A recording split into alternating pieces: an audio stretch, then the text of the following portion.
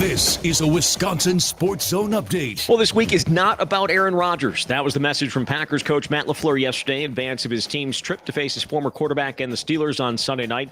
Rodgers hasn't been with the Packers since 2022, and there's less than 15 players left on the team from his tenure. It's for that reason and others that LaFleur's focus is on a Steelers team that is 4-2 and on top of the AFC North. I don't even know if many of these guys played with him. So, I mean, there's a few guys, but I think that's just, it's for you guys. I'm going to talk about how we, just like we do every week, what is our blueprint and what are our keys in order to go to Pittsburgh, which is a damn good football team and a really tough, hostile environment, and try to play our best. Packers going to be back at the field tomorrow for practice. Kick on Sunday set for 7:20. Turn to the Badgers.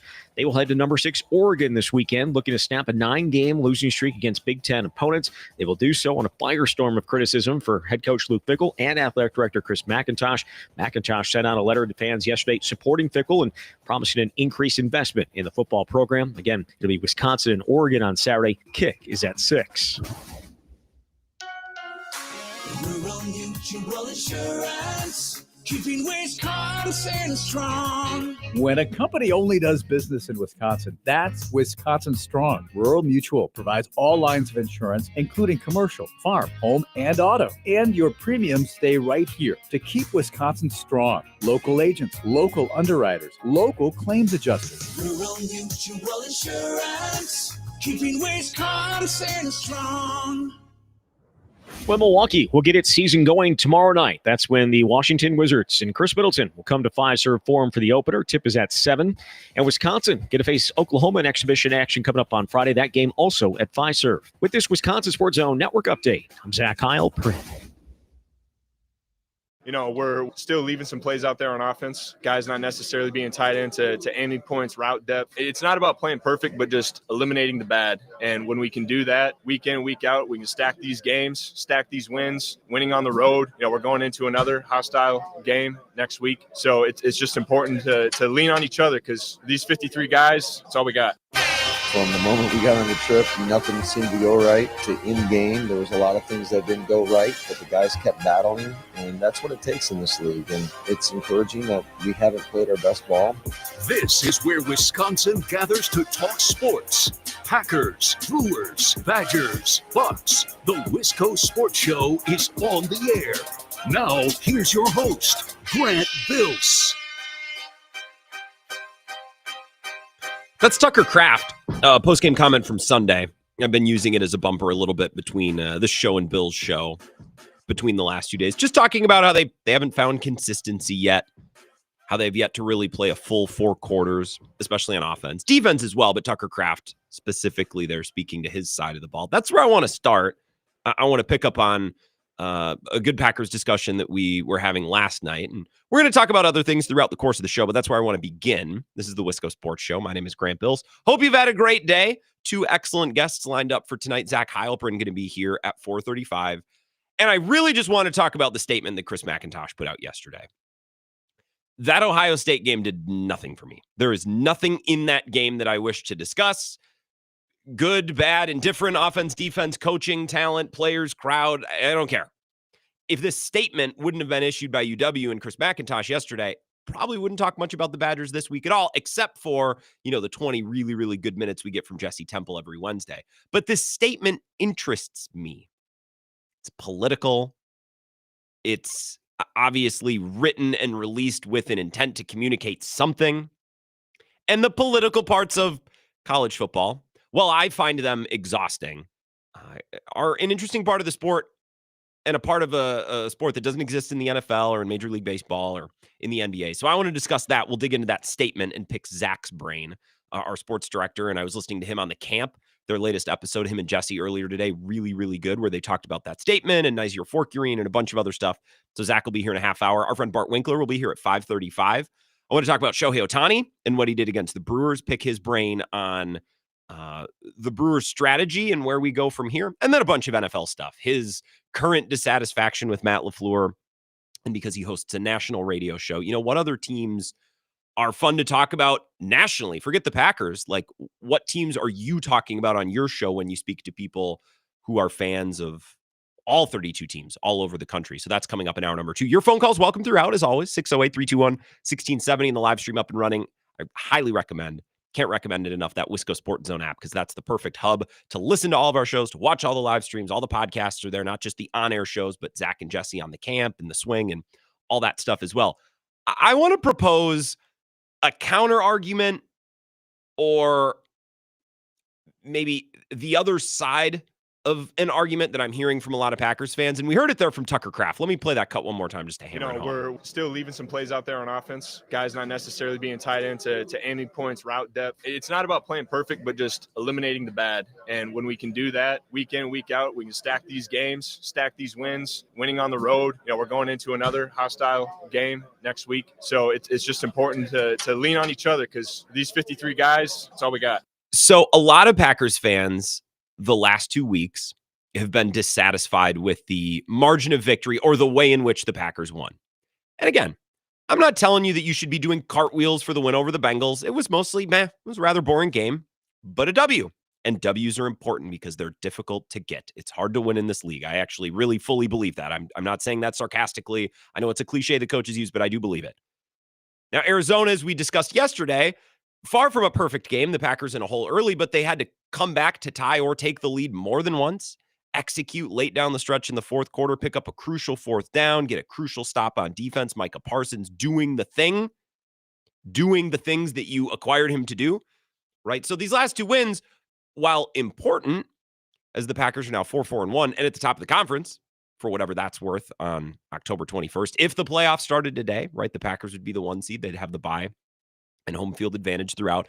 Obviously, they're not going to pause the season now, but just an important measuring stick and something important to remember as we talk about the Packers, especially as we levy criticism. A lot of Packers fans are not really all that happy. And we talked about the Matt LaFleur of it all last night and why I think this fan base, I wouldn't say they've turned on Matt LaFleur, but going back to the Browns game and the Cowboys game, there was a lot of dissatisfaction there with the way those games were coached and the way those games were called. And I think a lot of Packers fans, after that loss and after that tie, put their antennas up, put their critical glasses on, and have been watching much more critically the last 2 weeks. And that's led to a lot of unhappy Packers fans. And I brought this up to Bill earlier today. I'd like to at least share it with you. I feel like 27 points in each of the last 2 weeks feels about right. And I feel like 40 points scored against the Cowboys, just speaking to the offense, Matt LaFleur's side of the ball, 40 points in Dallas feels pretty good. And 27 points each against the Lions and the Commanders feels pretty good. And I know Packers fans want more. And they want a complete performance, wall to wall, a mistake-free performance, wall to wall, a blowout. Pull the starters in the fourth quarter. Let Malik Willis get some reps. Get in victory formation at the end. Right, okay. A counter argument, or at the very least, an important piece of perspective that I've been considering these last 48 hours. The Packers currently have an offensive line that has not blown me away. Rasheed Walker just played one of his worst games I've seen recently as a Packer. I think Aaron Banks has been a disappointment. Elton Jenkins got off to a slow start at center, which isn't a surprise. He changed positions and didn't practice a whole lot in the offseason. Jordan Morgan, Sean Ryan, they've both been passable, but it's not like, man, your right guard, blows doors. And your right tackle, Zach Tom, has missed a lot of time. And for the most part, when he's been out there, he's been hurt. In fact, he's been hurting so much that he said after the game, like, man, I have a difficulty even remembering what happened out there because I was in so much pain. Their offensive line has not been holding up super well. And they haven't really been run blocking all that well. Josh Jacobs got it going in each of these last 2 games, but they weren't blowing doors and getting 8, 9, 10, 11 runs over and over again. Like, they've really had to work to run the ball. And in tougher matchups against tougher defensive lines, they've had to work to pass protect. Their current wide receiving core is led by Romeo Doubs, who I like, but that's not Jamar Chase. And that's not Puka Nacua or Devontae Adams with the Rams. It's not Justin Jefferson and Jordan Addison. Matthew Golden has been impressive in a limited role as a rookie, but I don't know, how much you can count on him to be a transformational piece of this offense right away. Their third wide receiver has been Dontavian Wicks. I like Dontavian Wicks, the concept. So far in his career, we have really yet to see it, really be born into, Dontavian Wicks, the player. Tucker Kraft's really good. He's really good. And I think he's probably up there with, George Kittle and Trey McBride and all these other tight ends that we really like. The point that I'm trying to make here is I like the Packers' offensive personnel. When you step back and think about it and you try to take your green and gold glasses off, is that personnel really that amazing? Like, who's the best skill player on the offense? I think maybe you would say Josh Jacobs, but he hasn't looked amazing this year. A big part of that is the O-line really hasn't been able to get anything going. Even in weeks 1 and 2 when they were healthy, they weren't really able to get it going. They couldn't run the ball against Detroit or Washington.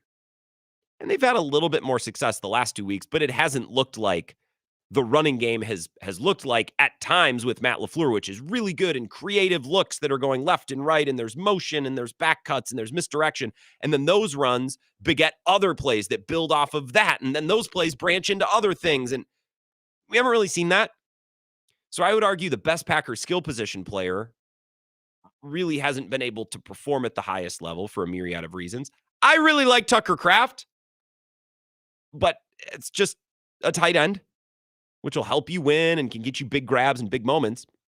And then their 2 top wide receivers are Romeo Doubs and Matthew Golden, who I like, but that's not Jefferson, Addison, Chase, Higgins, Adams, Nakua, CeeDee Lamb, George Pickens, who look awesome, and so does Dak.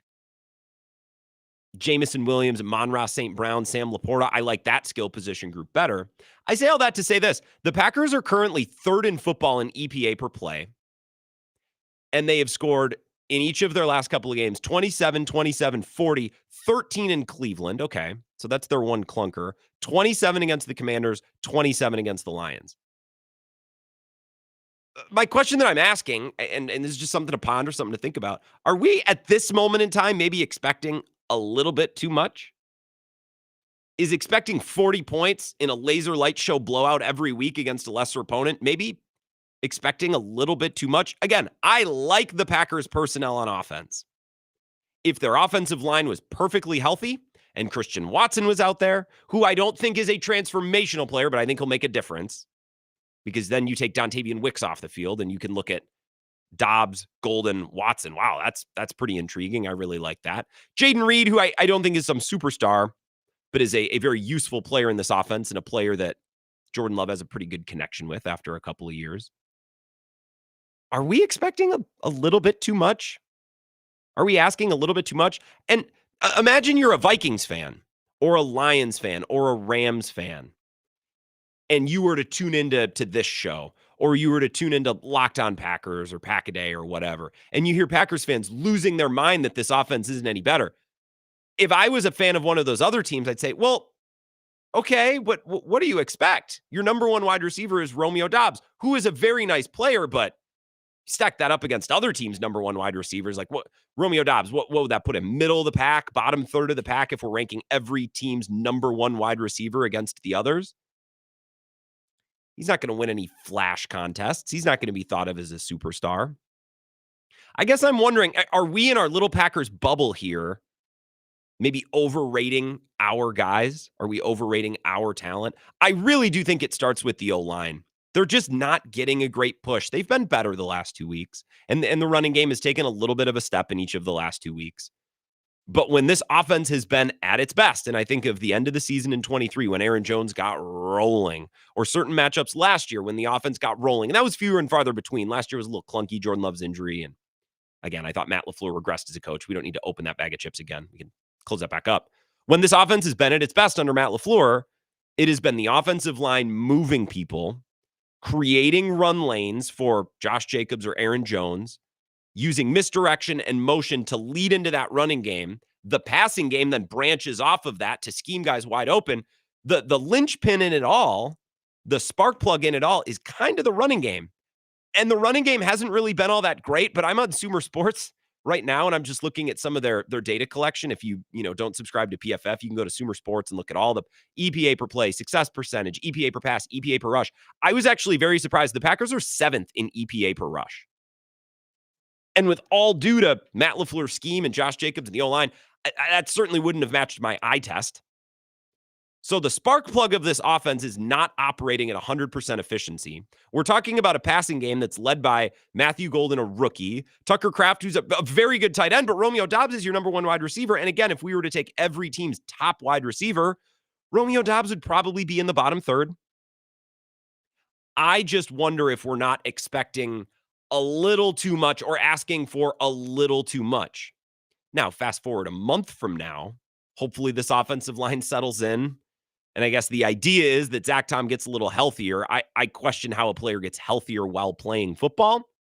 I'm not a doctor. I don't know. This offensive line gets healthier, starts to play better together. The offensive line and the running back and the scheme gets going in the running game, which I think is Matt LaFleur's best feature. Everything branches off of that. I think in a month or two, especially as Watson comes back, there's reason to expect more polish, better execution. But folks, for the talent that they have, and I like them, I do. But again, I think if you were to ask a fan of another team, it's like, can you believe it? The Packers, I mean, they scored 27 points against a bad opponent. I might be like, well, dude, your best player, your best wide receiver is Romeo Doubs. Like, that's a far cry from Justin Jefferson or Jamar Chase. Like, what can you expect? 27 points ain't too shabby. Maybe we should reframe and reconsider our expectations for this Packers offense just a little bit, considering they're third in EPA per play, third in EPA per pass, seventh in EPA per rush, which would shock me because I would have figured they'd be average or worse than average at best.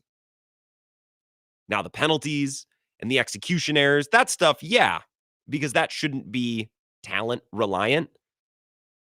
But as I consider and think about this a little more, maybe it's worth considering, and maybe it's worth asking, like, are we expecting just a little bit too much? Are we overrating the Packers' skill guys and their weapons just a little bit? Maybe, possibly. I'm not telling you they stink.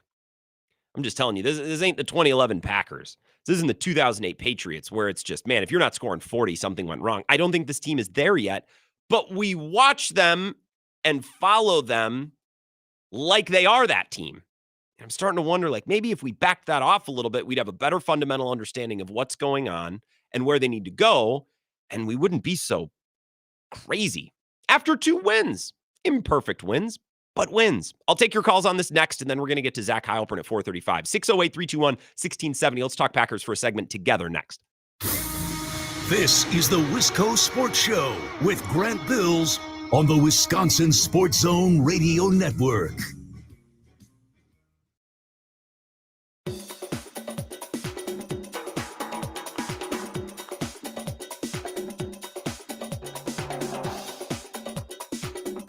The Wisco Sports Show will resume in 3 minutes.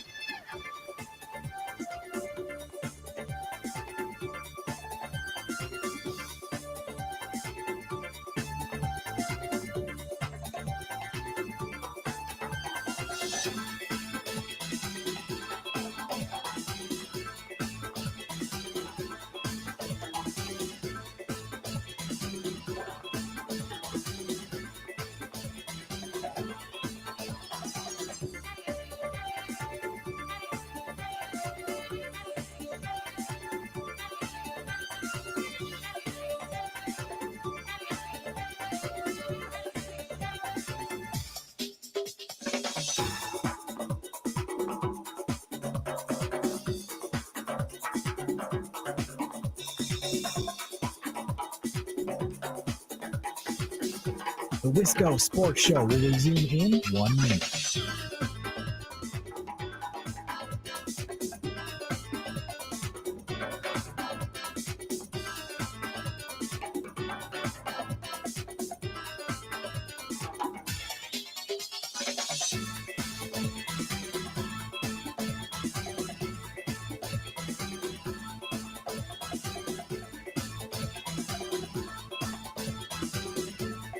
The Wisco Sports Show will resume in 30 seconds.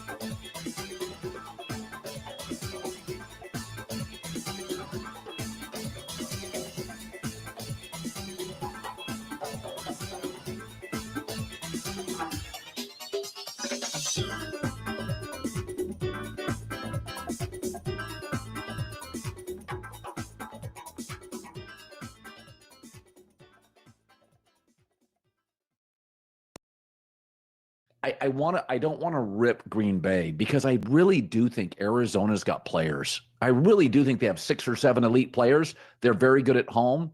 I just think Green Bay's a team that's not getting a push on the offensive line, so they don't extend drives, and they're not very good early, so they often play from a hole. And I just think this is kind of what they are. Well, Arizona's 2-5. They could be 6-1. They literally could win every single game they play in, you know? And this goes from the beginning of the year. They have lost some just devastating games. One more time, that's Cowherd and Middlecoff from Sunday night. I care more about the Cowherd part of that comment. They're not getting a good push up front, which I would agree with, which means they can't extend drives. And I just think life is harder when you can't dial up a run for 4 or 5 yards amidst all of the passing plays, when it's all on Jordan Love to execute in the passing game and to remain perfect in pass pro and to avoid holding penalties, push behind the sticks. It just makes life harder. I reject the idea that they've always started slow this year. You know, when they started fast is the first 2 weeks. And you know what they did really well those first 2 weeks? The O-line held up really well. They didn't necessarily run the ball well, but my number one takeaway from that first Sunday and that first Thursday was, man, nobody came close to Jordan Love. I really think it all starts with the O-line, especially for this offense. I think Matt LaFleur's best feature as a head coach is his running game and the way that he builds things off of that running game. And they're missing that spark plug right now, which has limited their offense, which is why I asked to begin the show, and I'll go to your phone calls here in just a moment. Like, are we expecting a little too much for an offense that's led by Romeo Doubs, Matthew Golden, Tucker Kraft? A skill group that I like well enough, but let's be real, that's not Jamar Chase, T. Higgins, Devontae Adams, Puka Nacua, Justin Jefferson, Jordan Addison. Like 27 points a week and a bunch of wins. That's probably a pretty good spot for this team currently. That offensive line needs to improve and they need to get better. And I think the defense needs to dial it in a little bit and work out some kinks. But I think right now, I think maybe they've been a little bit closer to their center or their expected output, at least offensively, than a lot of Packers fans want to think. Like, I don't know that we should be expecting 40 points a week right now. 608-321-1670, a couple of your phone calls here, and then we got Zach Heilprin in about 10 minutes. Wisco Sports Show, who's this? Grant, Tony from Texas, Hey, Tony. back in Texas. And I agree with what you're saying. You know, you talk, well, first of all, about Colin Cowherd there in Middlecoff. All I care about the 2, 4th and 1, can you make that first down? Sure. And they did last week. They did. So are you able to get those opportunities and become, and then on first down, these penalties are killing them, Grant, in the red zone, these pre-snap penalties. They got to avoid that. They'll be fine. And here's, you asked the question about, are we blowing up these offensive players too much? We're entitled town. I go back to Brett Favre, Sterling Sharp, Robert Brooks, Mark Shimura. Go back to 2011. Aaron Rodgers, Jermichael Finley, Greg Jennings, Jordy Nelson. Compare that group to our current group. Yeah. What do you think? Well, what do you think? Well, I mean, that's my point. This group is not this otherworldly group of skill position players. I like them, and they're good. And if they execute at a high level, this can be a Super Bowl group. I don't doubt that. But I don't know that we should be expecting to go through this regular season hanging 42 on every single defense that the Packers see. We're comparing to the Hall of Famers. We're comparing our team to Packer Hall of Famers. Sure. Think about that. We are entitled town. I admit it. Yeah. I go out to a game to Arizona to hang out with Cohen Roller and kick some ass. That's what I want to do. That's what it's about. I appreciate it, Tony. That's a good call. But I think when you say, well, Packers fans are entitled. Well, what do you mean? What do you mean? We get our backup. Well, let's just say being entitled. Let's set that word aside. Let's use a different word. Let's say we are, God, of course, now my vocabulary fails me. We're used to a certain level of comfort, right? For the most part, in my lifetime and going back to the early 90s, Packers have had good wide receivers, good quarterback play, good O-lines. We're just used to it. Like, we don't know what it's like for the most part to have an awful group of receivers or an offensive line that can't block anything, right? We have a high standard. We're used to a very high level of performance there. And in my lifetime, right, that first group with Rodgers or the group that Favre had that Tony mentioned, I like this current Packers group, but they ain't that. So yes, the pre-snap penalties and those things, that's independent of talent. They got to get some of those things cleaned up, and that'll go a long way. But this is not a skill position group right now that should have us thinking 42 points a week. And I think some Packers fans are operating that way, and I think we're going a little nuts because of it, because we're trying to get blood from a stone. 608-321-1670, Wisco Sports Show. Who's this? Hey, Grant, Clemhead. Hey, Clemhead. How are you? I'm doing excellent. How about you? Good. So once again, your maturity is showing through. You're putting things into perspective. You're not overreacting like most talk show hosts and most fans are. I would never. Are you kidding just me? put up some good stats.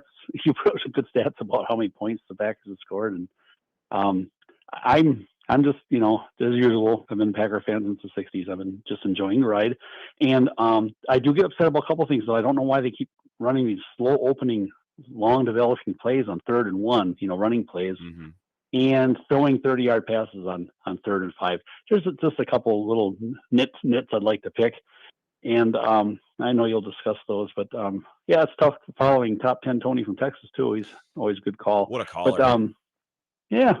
So, yeah, you got to give him a whole segment one of these days so he can do another top 10 list, because I miss those a lot. So I just want to call and say, Grant, you're doing a great job. You're acting, like a grown up when everyone else is crying like little poopy pants babies. Wow. And, keep up the good work. Well, I appreciate that, Clemhead. Nice to hear from you. I hope life is well up in Chippewa Falls. Thanks for listening on WAYY. Yeah, a full segment is the last thing that Tony's ego needs. But I do like Tony. I love his calls. Well, I'm not sure I have much to add. The going deep on 3rd down, I think that's something that they'll do it once. And then in my mind, it's like, why are they always doing that? It's like, well, do they do it on every 3rd and 5, or did they just do it once and it ticked me off? I don't know that that's the problem that many Packers fans want to make it out to be. I don't know. I suppose I could look up Jordan Love average depth of target on 3rd and 5 or fewer, and we could hash it out. I don't know that they're always going deep. And to your point, right on 3rd and 1, like, I don't necessarily love an outside pitch or something that, develops. I don't like the ball going sideways on 3rd and 1. But this offensive line hasn't exactly been trustworthy at moving people to just get a 1-yard gain. And again, it's really hard to consistently hum on offense from start to finish if you can't lean on your running game. And Matt LaFleur wants to run the ball. I think that's the thing that he's best at. The creative running game with motions and schemes, left, right, sideways, up and down. And then once that gets going, you build the play action off of that. You build the passing game off of that to scheme guys open. And I think his passing game has been excellent. They're 3rd in EPA per pass attempt with skill position players, again, that I don't think are otherworldly. I just think they're very solid. So Matt LaFleur is still clearly scheming that up very well. I just think he's, as a play caller, maybe not play calling with one hand tied behind his back, but a couple fingers. And I think that's governing exactly how good this offense can be right now. But they're still pretty darn good. Again, considering their number 1 wide receiver is Romeo Doubs, who I like, but not exactly prime Randy Moss or 2014 Jordy Nelson. We'll take one more call here and then break to get to Zach Heilprin. 608-321-1670. Wisco Sports Show. Who's this? This is Jeff. Hey, Jeff. What's going on? Say, I'm up in Menominee, up in your home area. Excellent. I was thinking, actually, I'm sitting up by Coyote Chevy Town, who's a big sponsor here. Yes. But anyway, the big thing I was kind of thinking of today was, aren't we all a little bit spoiled years ago when Rodgers was healthy and young and vibrant and hungry? McCarthy was hungry. And back when Holmgren was here and Favre and Bag of Donuts Frankie Winters, there was a mentality set in Green Bay. Mm-hmm. And the team really rallied around it. Don't you feel that? Give me your thoughts on this. Are we a little safe, a little blasé we got pretty good talent there. Maybe they're not studs, but Love and LaFleur don't come across. Holmgren, when the Packers were up by 2 touchdowns, he wanted to win by 4 touchdowns. Yeah. And now we coach this a little bit different. We're back in the Dan Devine a little bit here. Well, and Bill brought this up earlier because we watched the Lions last night. That's a team that wants to hit you and beat you up and embarrass you. And I don't know, Jeff, that the Packers really have that thing. I wouldn't say they're soft, and that's why those first 2 weeks were so exciting because we watched the way the defense played, right, Jeff? That defense flew around and hit people. It's like, oh, this isn't something that we typically see in Green Bay, but it seems like we've lost that a little bit over the last month. We do. I mean, Micah Parsons brings an attitude, and I just hope that catches on to more and more of the players. Sometimes I think that offense is a product of not quite having that edgy attitude like Holmgren and Favre had. I kind of miss that. I like seeing Jackson Dart do well over in New York, and some of these hungry young quarterbacks. They're the next gunslingers, and I find myself being a spoiled Packer fan of the 90s and beyond. I find myself missing that. Well, that's a really good call, Jeff, and a good point. Jordan Love is a very nice fella, and I think these O-linemen are all very nice fellas. I want to see a little bit of a mean streak. We saw it from the defense those first 2 weeks. Man, they flew around. And it wasn't just Parsons. It was Bullard and Nixon and Walker and Cooper. And the last couple of weeks, it feels like they've lost that a little. Maybe that scheme feels like they've been willing to concede those shorter gains. It's difficult to play that way, I think, and to still keep an attitude of, I'm going to go crush you. So that's something that Jeff Hafley, that's something they're going to have to find and work through this year. I think that's a great call, Jeff. I appreciate it. We're going to take a break. Zach Heilprin, our sports director here at WOZN, and you hear him on the camp with Jesse as well, covers the Badgers better than anyone. I want to talk about that Chris McIntosh letter coming up next. This is the Wisco Sports Show with Grant Bills on the Wisconsin Sports Zone Radio Network.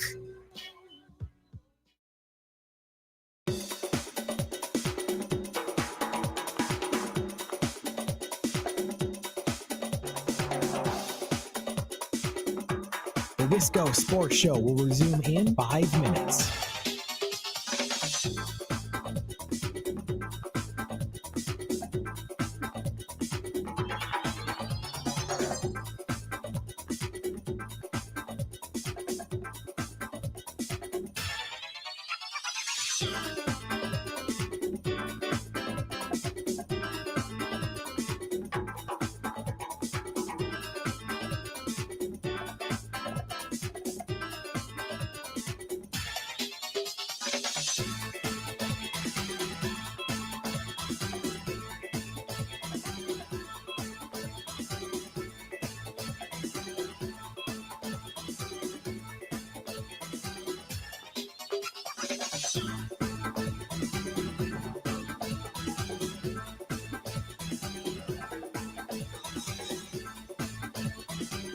The Wisco Sports Show will resume in 4 minutes.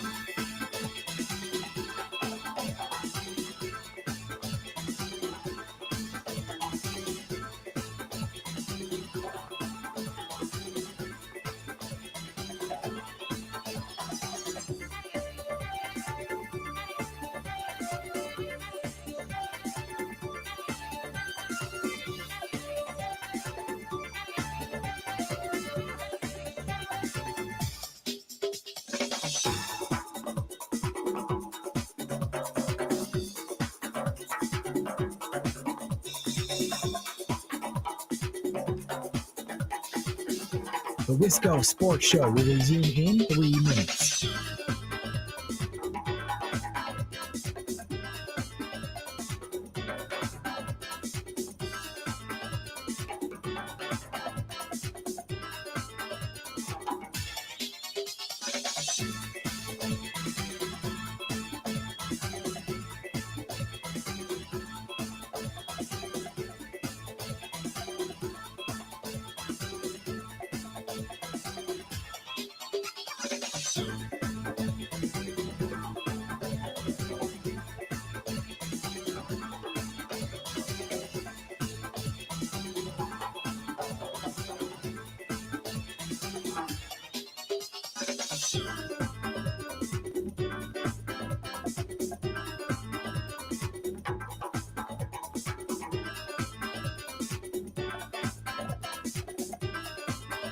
The Wisco Sports Show will resume in 2 minutes.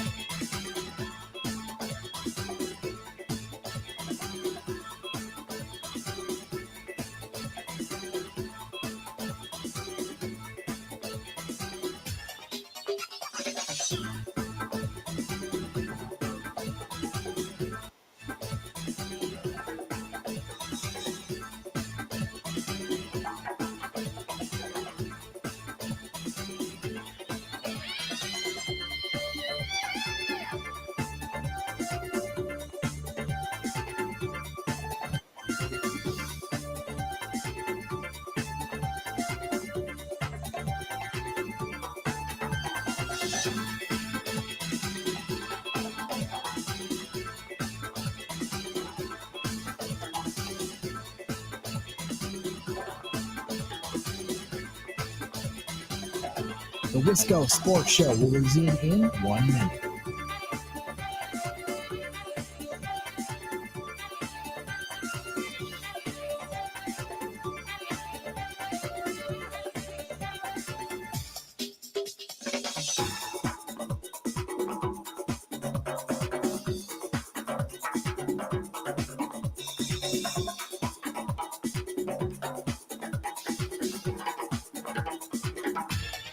The Wisco Sports Show will resume in 30 seconds.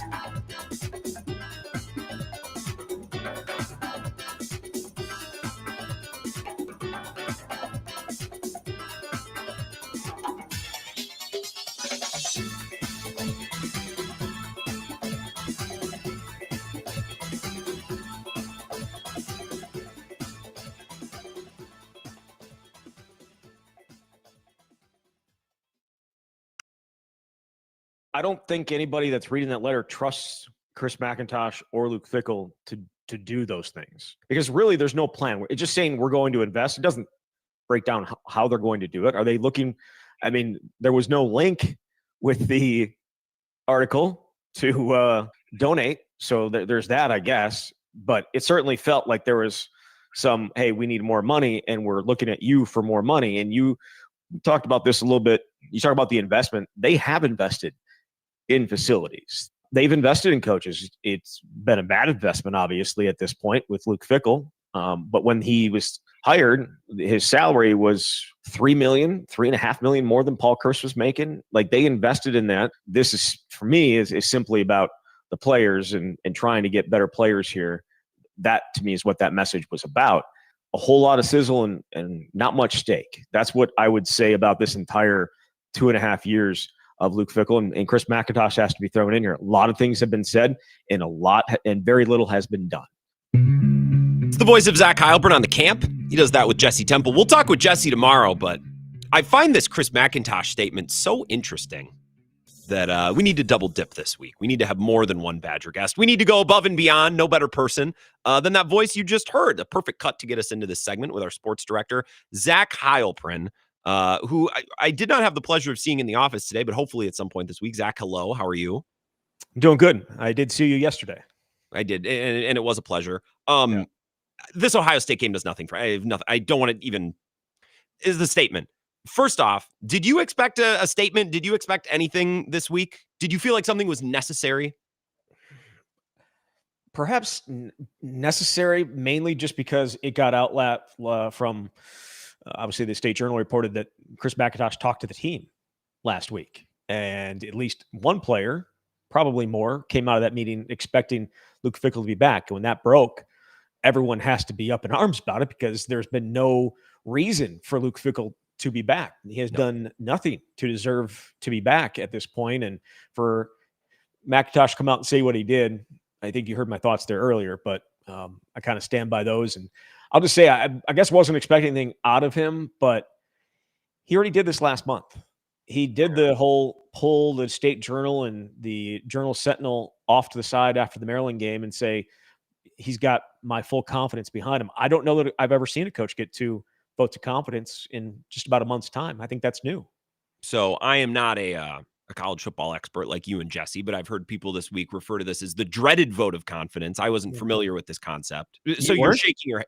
Well, not really. I don't know. How often have I had to be aware of such things in my lifetime. The Badgers have never needed a coach to get a dreaded statement of confidence. I mean, we hear it with owners all the time. Like Jerry Jones will do it all the time.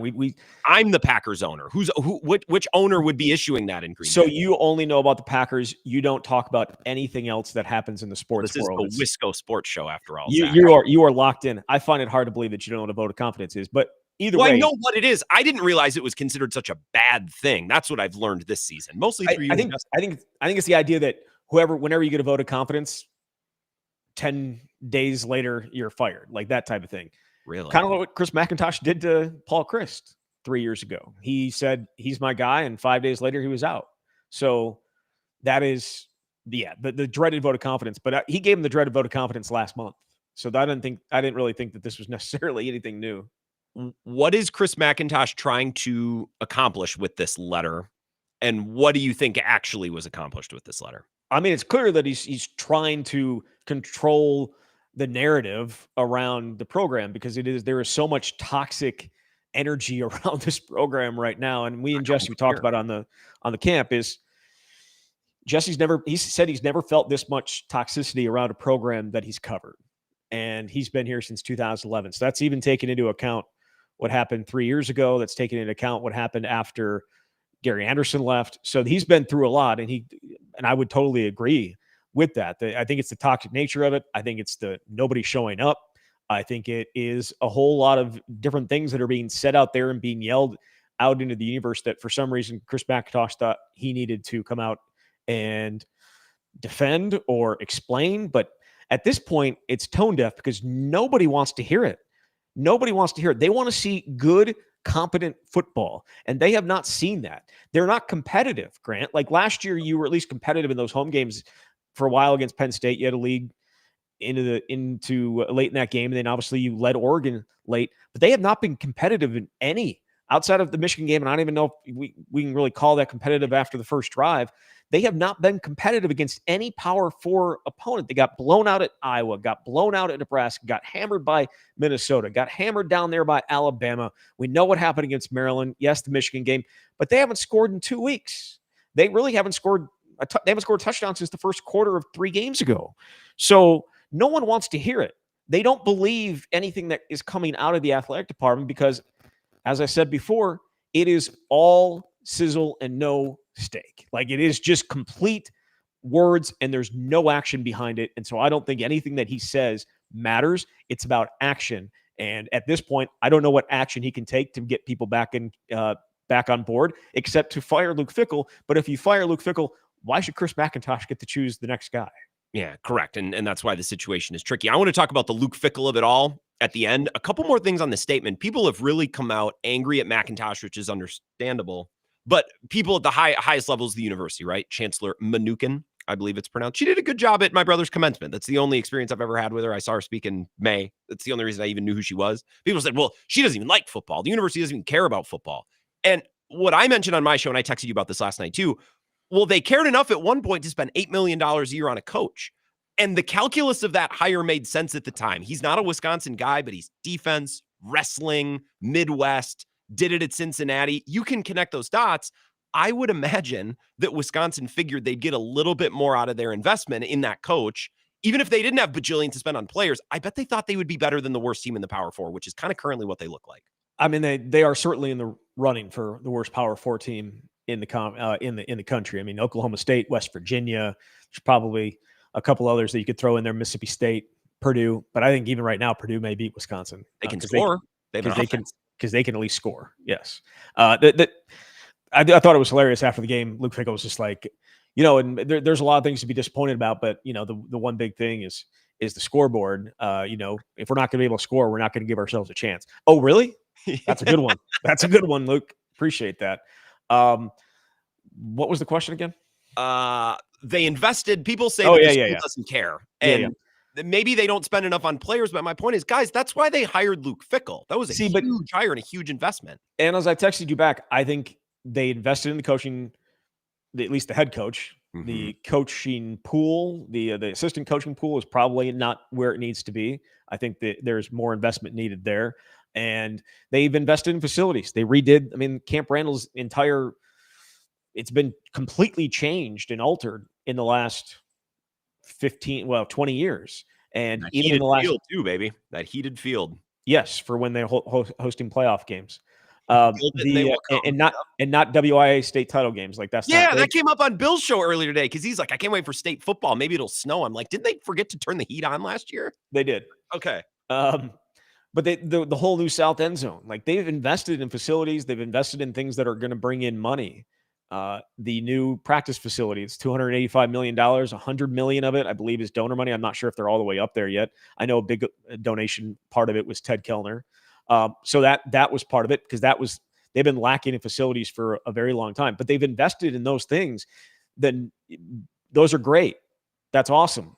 But you need to invest in all three. It can't just be the coaching and the facilities. It has to be the players. And I think if we're being fair, it's the most important part. Maybe in combination with the coach, but it's right there. They're right next to each other. You have to invest in the players. And quite honestly, Luke Fickell's gotten a lot of the guys that he wanted, recruiting wise, high school recruiting wise. The classes have been good. I was going to say that. Yeah. Hasn't been a problem. I mean, the class this year is not at all. And most of those guys are not most of them. A handful of them are looking elsewhere. It's not getting better. Which I totally understand from their point of view. But yeah, the last two classes have been solid, and a lot of those guys are probably going and would be. Some of them are hurt, but a lot of them are playing, and a lot of them are going to be important pieces if they can keep them here and moving forward, because they are going to form the base of what they're trying to build. But the transfer portal, you have to be better there. You have to spend more money there. You have to be able to get the key guys. Like I saw the salaries for the top 25 quarterbacks were in the portal last year, and Wisconsin's Billy Edwards was not among them. So he was not even in the top 25.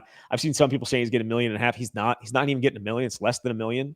So I think that's where it starts. It's going out and getting the quarterback, and I guess maybe crossing your fingers and hoping he stays healthy. Still getting paid too much, but that's fine. Who, I guess, no. Well, probably. I meant Billy Edwards Jr. All the players are. Oh, yeah. Well, I mean, Billy's not playing, so if he was playing, you might think differently. Maybe. But let's just be fair about this right now. If Billy Edwards is playing, they're still losing these games. They're not. He's not 37 points difference against Iowa. He's not a 34 point difference against Ohio State. He's not a whatever it was against Alabama. He's not. So we need to stop with that. And everyone's, he was 8-3 with his number one quarterback being able to make it through an entire game. Look at those wins. Who did they beat? They're at the beginning of the year before the guy goes down. Yeah, not their Power 4 opponents. And I want to talk about Luke Fickell's future, but I guess just to cap my point that I'm making, when people say, well, they need to spend more on players and they need to invest, I would lose more sleep over that idea if I turned the games on Saturday and thought, man, they're well coached and there's something there and they're building and they play hard and they got a clue. They just don't have the talent. I don't get any of that watching them on Saturday. So I would like to feel like Luke Fickell is at least making the most of the players that he has before really getting fired up about trying to get him better players. His whole thing is make the players or coach the players up to beyond their God-given ability. That's how he evaluates his staff. That's how he evaluates himself. And I don't know how anyone can sit here and say that he's getting better than the God-given ability that some of these guys have. I just don't. They're not a well-coached team. They continually have shot themselves in the foot over and over and over again. And I'm not even talking about the Ohio State game. It is what it is. They're not anywhere close on that level, but they should be obviously competitive against Iowa and competitive against Maryland, and they weren't in either of that. And the coach is a huge part of that. You think Iowa has, like, when guys get there, do you think Iowa has more talent coming into their program, or are they really good at developing it and knowing who they are? And that's what you used to be able to say about Wisconsin, and that has not been the case. And I know it's tough in this era where guys, if they're not playing, want to get out and go somewhere else. That's just the way it is. But Iowa has still maintained the ability to develop guys. Wisconsin has not under Luke Fickell. And something they're going to have to figure out how to do. Does this statement make you feel more or less confident in Luke Fickell making it through this season and even being back for next year? Yeah, I mean, I think it's pretty clear he's going to make it through the season. And I think it's also pretty clear just based on some of it feels clear that Chris McIntosh is not going to do that because, again, I think his fate is intertwined with Luke Fickell's. And at this point, he's so deep into this, I don't know that he can admit the mistake. I don't know that he can admit that it was the wrong choice. All he can do is try and give him more resources to make to potentially cover up that mistake. And I don't know. Maybe it works. I have no idea. But I don't think Luke Fickell's a horrible coach, but I don't think he's a fit for Wisconsin. And he may go on and be a great coach somewhere else, but it's not going to be at Wisconsin. And Chris McIntosh went all in on him. He's here and has to live with it. What happens if they bring him back next year and through the first 4 or 5 games it looks like this or worse? Well, I mean, yes. I guess my question more is like, what does anybody do? Like, well, here's my question, or here's my thought on the idea. If you bring him back, they had a 10% decline in season ticket this offseason. It was a 10%. If you bring him back, and we've seen the stands the last few games, and it's going to get worse the final 2 home games. What do you think the non-renewal is going to be? My guess is probably like 30%, maybe more. And that's, again, the money is not the ticket money is not as important as it used to be. It's still like a $40 million thing in your budget. It's still rather significant. I shouldn't say 40 million. It was like 28, 29 million. It was right around there. I think as of like 2023, it's still a big part of your budget, the tickets for Wisconsin football games, but it's not as big as it used to be. But if no one's showing up and you are lagging behind both in the stands and on the field, and I think it gets to a point where the apathy sets in, kind of like it did back in the 80s. And there are still people that are going to be pissed off. We know that just based on talking to people right now, that there are people that are still upset. But there are, I think, there's more apathy now than ever before, and that's the worst place to be. $1 million if you're right, nothing if you're wrong. 30 seconds. Do you think they win a game this year? The rest of the way? No. Wow. Who? Well, yeah, I know, but they can't score.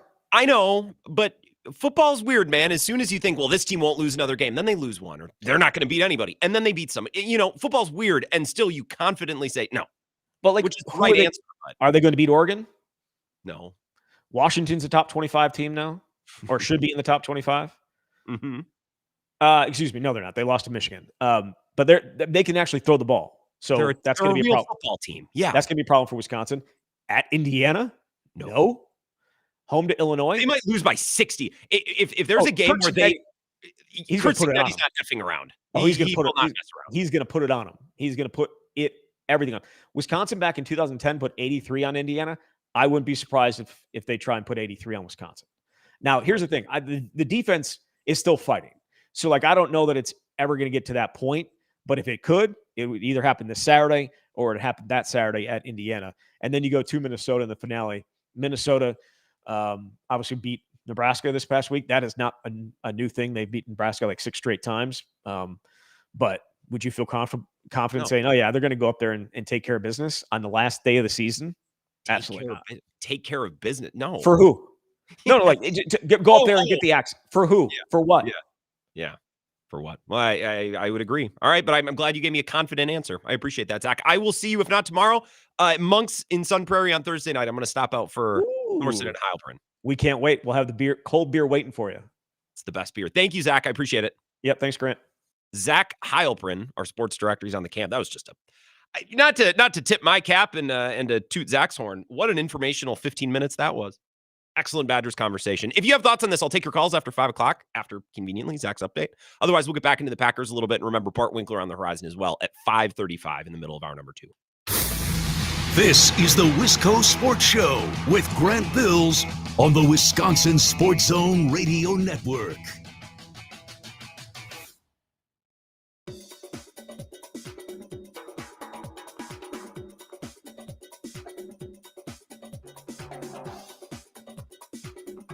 The Wisco Sports Show will resume in 3 minutes.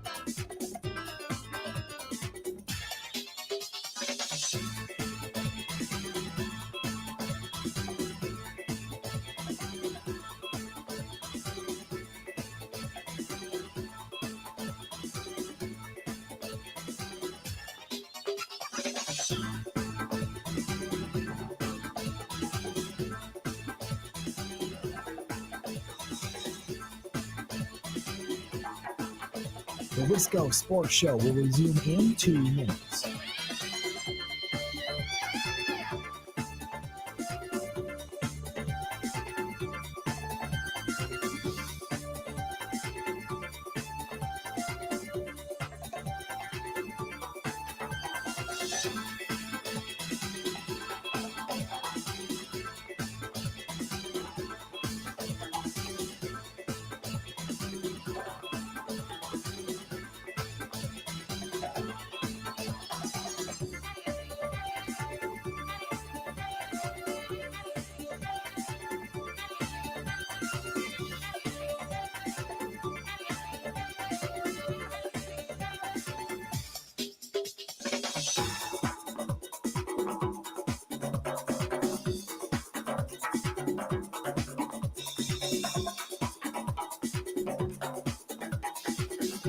The Wisco Sports Show will resume in 1 minute.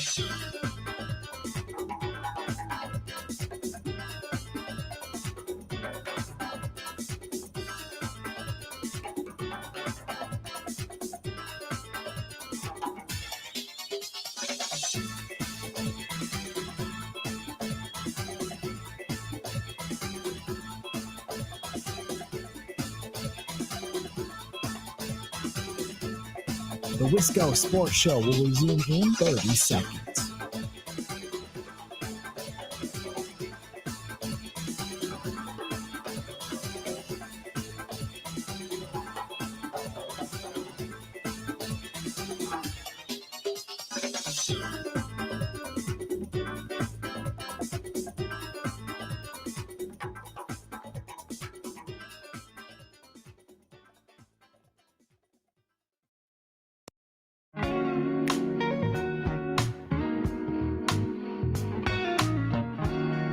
Wisco Sports Show. Got a couple minutes here. Just a thought or two following up on what Zach had to say, and I'll get right to your phone calls. If you want to talk Badgers, anything that we discussed with Zach, it's on the table to begin hour number 2, 608-321-1670. I saw Barry Alvarez gave us another banger of a quote today. He has a show on a rival station across the street, as they say in the business. And I guess they do the show live at Hard Rock Casino down in Illinois. It just feels wrong. There's multiple evening drive shows in the state that go down there to casinos in Illinois. And I know sports gambling. I know. This feels wrong going down the other side of the border. Barry Alvarez. I'm seeing this off the Ike Badgers podcast Twitter page. If you've never played, if you've never coached, you don't know anything.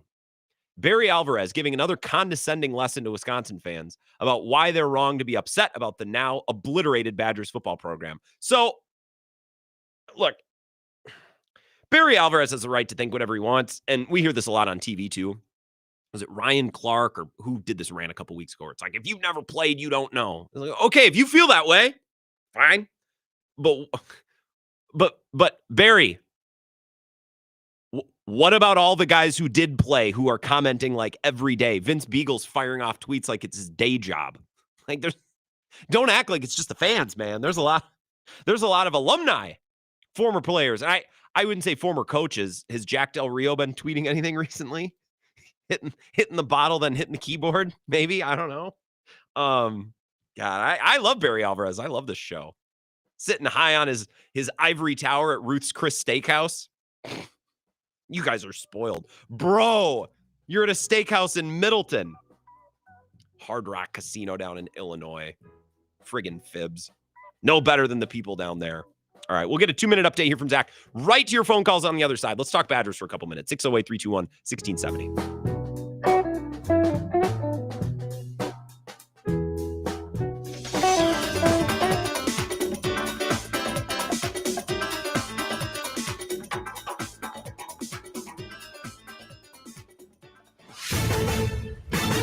This is a Wisconsin Sports Zone update. Well, it's an off day from practice for the Packers up in Green Bay, but folks still very busy inside 1265 Lombardi Avenue as they get ready to head to Pittsburgh on Sunday to face the Steelers and their former quarterback, Aaron Rodgers. Obviously going to be a storyline considering the success and longevity for Rodgers in Green Bay.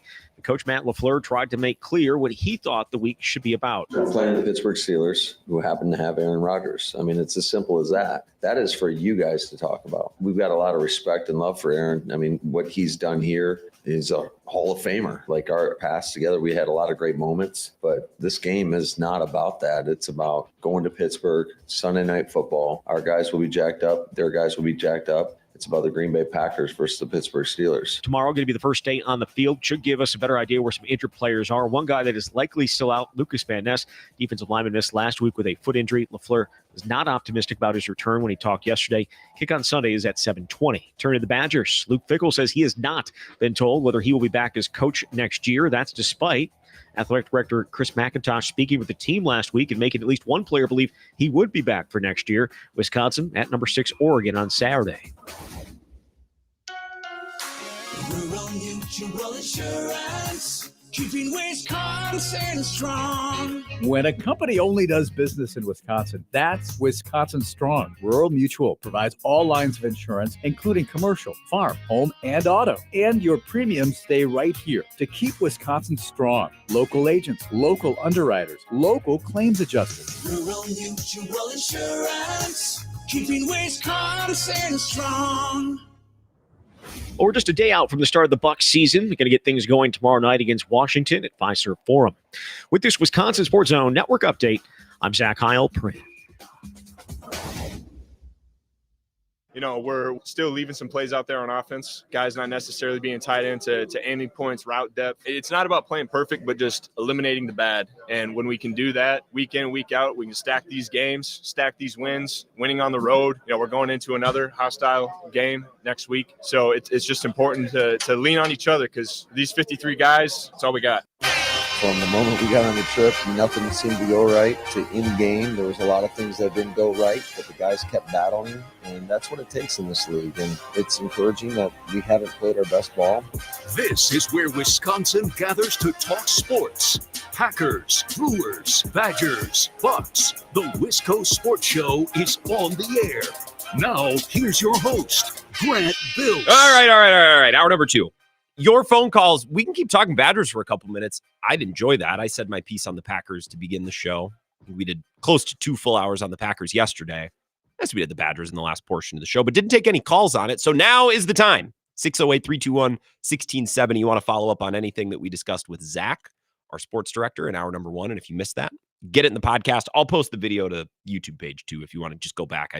I try to post as many interviews as I can. Sometimes I get lazy. Sue me. But let's go back to the phones. Wisco Sports Show. Who's this? Hey, Grant, Cone here. Hey, Cone. Loving all the content Heilprin and Temple are putting out. Been big listener of the camp in the last coming weeks, and the same as the swing. All good stuff. You know, I don't know if it's just me, but I love the destruction of Wisconsin football from a content perspective. It's great. It makes for good content. I don't pull numbers like they do on the Badgers interview, but I post the interview I do with Jesse every week, and that's pulling numbers like nothing else that I do. And I will say, and some Badger, Cone, you're a Badger alum, so you might feel differently, and people listening, especially here in Madison, our WOZN audience, might feel a little differently. I've found this team to be kind of an entertaining hate watch on Saturdays. Now, it's not going to last very long. By the end of the season, we'll, mostly tune them out. And if they look like this next year, no one's going to pay attention. But at least for this last month or two, I kind of do get some entertainment from them on Saturdays in a weird, twisted way. Oh, absolutely. When they were playing Iowa, it was right during the Brewer game. You know, you're stressing game 5, and you can flip over, during commercial breaks to watch the Badgers lose 37-0, kind of flush your system, relax, and get ready for the next inning. I thoroughly enjoyed that. This is messed up. It is good for content because people are really messed up. And look, if the athletic director puts out a statement every other week and we can get Big Cat on, Get Up Barstool ranting about it, I don't know. I'd certainly rather have them in the college football playoff. I'd certainly rather be making those headlines, but headlines are headlines, I guess. Good for business for us. Yeah. And speaking of headlines, this Barry Alvarez stuff is crazy to me. I mean, Barry, I get you've been a coach, you've been a player, but you've never been a true fan of the Wisconsin Badgers. So don't tell us how to fan. You haven't been there. You don't know what we go through every Saturday. That's true.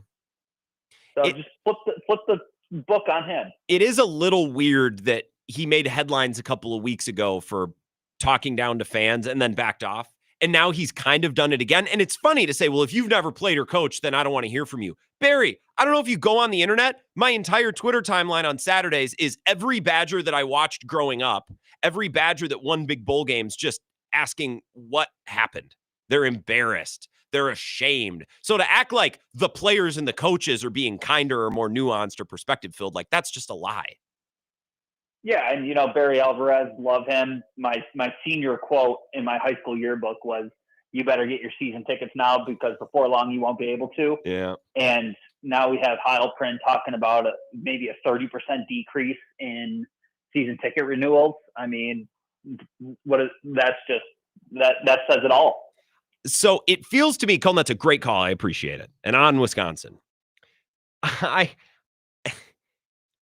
asked Zach this because I feel like this statement makes it seem like Fickell's going to last through the year.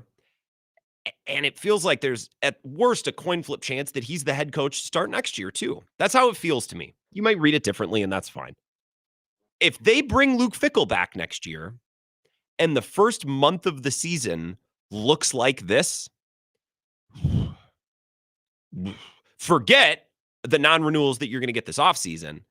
But then what are people saying and what happens a month or so into next season when it's clear that there was no growth, there was no improvement? And at this point, why would you have any belief that there would be? Why would you have any faith or belief that, well, if you give Luke Fickell one more offseason, then things look farther away from falling into place than at any point during his tenure? It's gotten worse. They've become less competitive. This is trending in the wrong direction. So if you keep him the rest of the year and move off in the offseason, fine. But Chris McIntosh is probably not a trustworthy decision maker in this because his skin is on the line too. We see this in the NFL all the time. GMs don't want to, fire, or I guess more accurately, GMs want to fire the coach or GMs want to make a quarterback change because they're saving their own skin.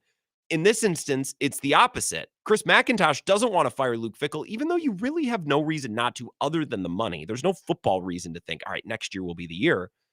But if he moves off Luke Fickell, he's toast. That was his big move, and it's been a nightmare. And it's not like he can point to, well, look at what I've done with basketball, hockey, volleyball, because those sports have either failed under his leadership or struggled or have scandal or have succeeded because of hires and people that have been there long before he was ever pulling the trigger and the guy in charge.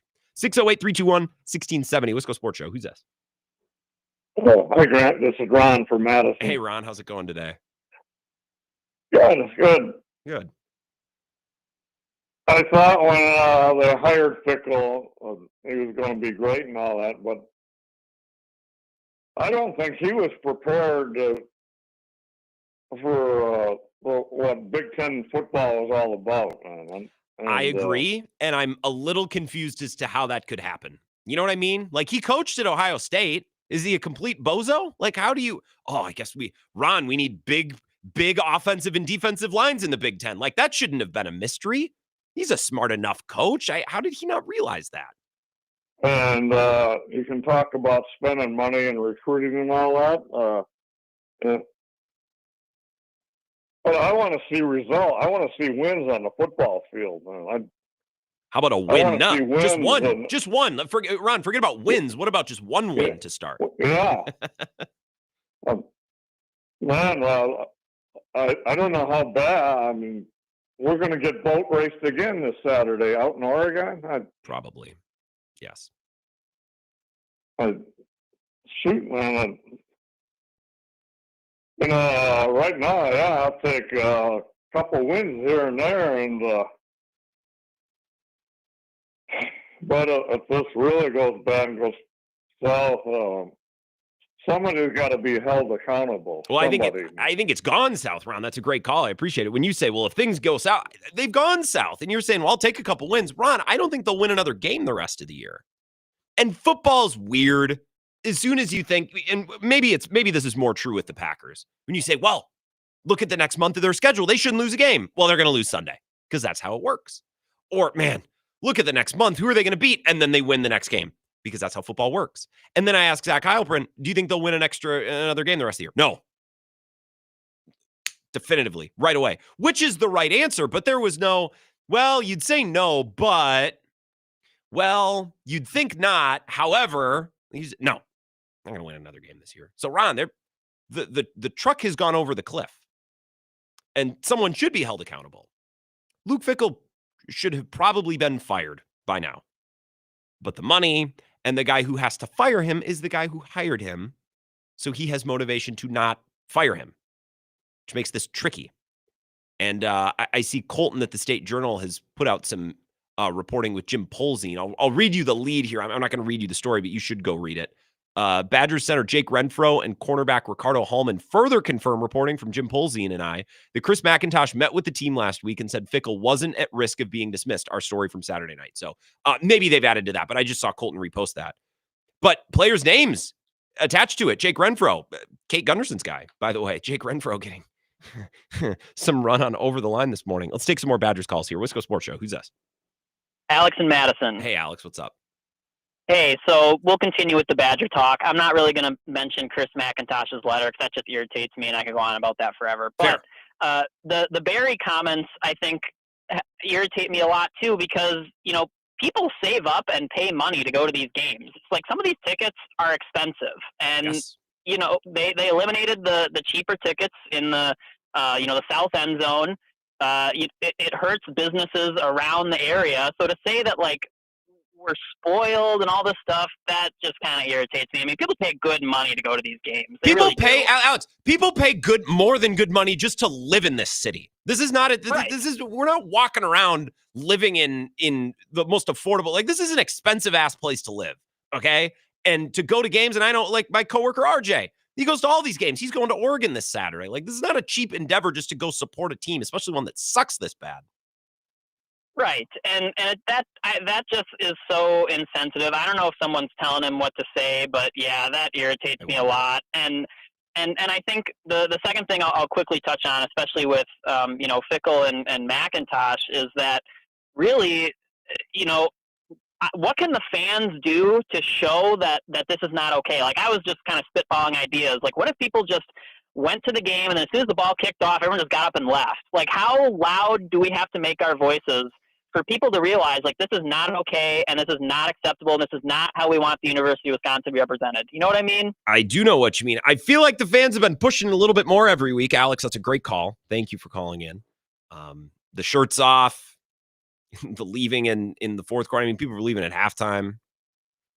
I feel like the scene at Camp Randall has reached what you're thinking, with the exception of people, and Dave Romano has called for this, show up the first quarter and then just leave. Like, yeah, you could do that. I don't have enough money to buy a ticket just to do that. Someone wants to give me a free ticket. I mean, I'll participate. I love being part of something bigger. But I think that message has been received at games loud and clear, Alex. Totally. Another call here. Wisco Sports Show. Who's this? Eric on I-90. Eric, good evening. Good evening, Grant. Evening. How about not go to the game at all? That might be. I don't really think they care, though. Do you think they really even care? I mean, to put that article out, you don't even care. You don't even care. You talk about the statement that McIntosh put out, he doesn't care? Yeah, he doesn't care. Some Badgers fans some Badgers fans read that and said, oh, he's just pretending to care. He's feigning. Like a lot of people think that. I don't know if that's true or not, but a lot of people read it that way. You got to be able to admit when you made a mistake, and then you got to be able to move on quick. I call it F up fast. That's what you got to do in life. When you realize that you effed up, you got to do it fast and reverse direction. And I don't think you're going to do it. What if the athletic director, that's the problem. I'm with you. And if you're going to make a mistake, realize it and move on. The problem is McIntosh, the athletic director, in doing so would have to admit that he blew a ton of money and hired the wrong guy, and then he has no grounds to hire the next guy. I'm sure that he would like to stay employed. I don't even know is money even a factor anymore in life in general, Grant? Yeah. I mean, we talk about giving Argentina $20 billion. We did do that for some reason. Right? I'm sure there's some economic reason. Well, the reason why we did that, I don't know. I don't understand it. Right? Yes, $8 million a year is a ton of money for UW to pay a coach to not go. I don't know what the buyout would be, but yeah, it's not insignificant. It's irrelevant, though. It really is irrelevant. These people are dealing in so much money. It's like you and I, deciding who's going to pay for a Culver's meal, right? That's what it's like for these people. Yeah. That's all it is. So, and then speaking of Culver's, you're talking about the NFC, Packers. The Packers, if the NFC is fast food restaurants, the Packers are the Culver's right now of the NFC. Do you think that's the best? I think the Culver's is the best fast food out there, and it's not fast food; it's good food fast. So It's very good. But I mean, anybody can compete right now, right? I mean, Arizona can compete. Yeah. Minnesota did compete in that game against Philadelphia. Do you watch Sam Darnold play for the those- Seahawks and think, man, I wish my team still had that guy? Nope, No. not one bit. No, Interesting. no, I don't. Is it just because of the playoff game and how it went? It is because of the playoff game and how it went. He was reasonable. They can. Hey, they should just enjoy this in Seattle. It's going good, but in the end, I know where they're going to be. I can beat them there. I already know where you're going. Yeah. Right. I can beat you there, and if Minnesota stays around 500, they might be able to sneak in. But we're starting this Carson Wentz again this week. I don't know what happened with this McCarthy's ankle, but I don't know who's got more worse quarters of football, or we're kind of in a state, just I don't even know how to describe it. Think nothing burger. The Vikings are in a weird spot right now. I would agree with you on that, Eric, and we can discuss at length at a different time. There's one more caller. Give me 30 seconds and I'll get to you. Fast food is being described on the live stream. Goose Egg says Culver's is way better than In-N-Out. I'll die on this hill. I think they're well-rounded. In-N-Out burgers are really good, but that's kind of it. I mean, the shake, but it's soft ice cream in a cup. Culver's has much deeper bag, if you will. Like every once in a while, what I get a hankering for, if we're talking fast food burgers, what just hasn't missed ever in my lifetime is just a classic Whopper. And I know McDonald's, they got the fries, and the Big Mac is delicious too, and the McDouble. You ever just get a Whopper and think, why do we not talk about Burger King more? I understand it's not the sexy, cool place to go. Every once in a while, you get a Whopper, and you're like, damn, that's a good burger. All right, one more call here, then we'll take our break. Wisco Sports Show, who's this? Hey, Grant, Tommy and Madison. Hey, what's up, Tommy? The last time I thought about Burger King was when I got the Xbox games, when the Xbox 360 first came out. And you could play like Sneak King and like Bumper King, and Sneak King was underrated. That game was fun. That's been a while. What was that, like 2010? It might have been. I was in high school for sure. It might even be longer ago than that. It might be closer to 20 years than 15 years. I was going to say it might be like 06, 07. God, a Whopper is so good. I heard a stand-up comedian not that long ago, or I saw a reel was saying that America is better when Burger King is relevant. Or maybe not better than McDonald's, but who was that? I'm going to have to dig that up now.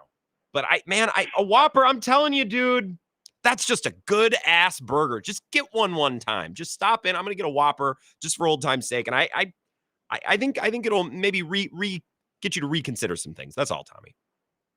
All right, I haven't had Burger King in a while. That's okay. One random Packers thing. Yeah. Did Jacoby Brissett look good? He did.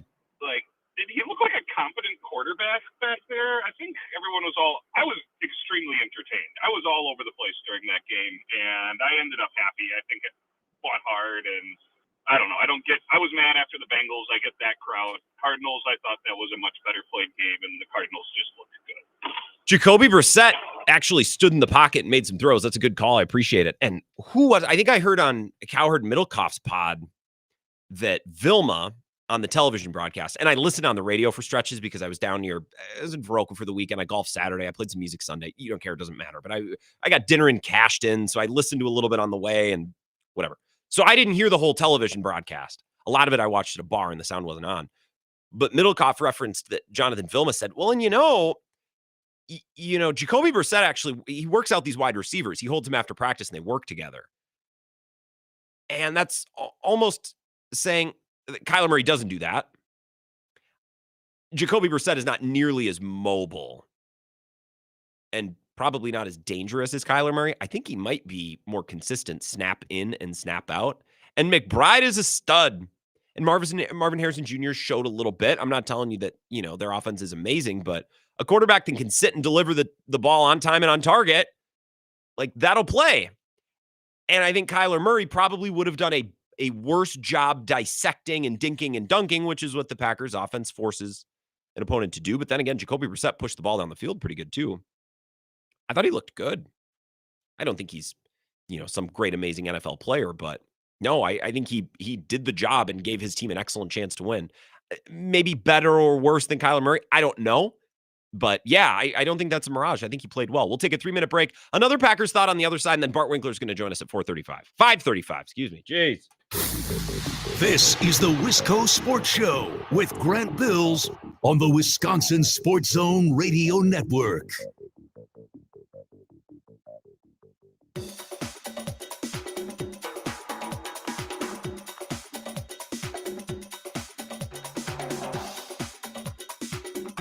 The Wisco Sports Show will resume in 3 minutes.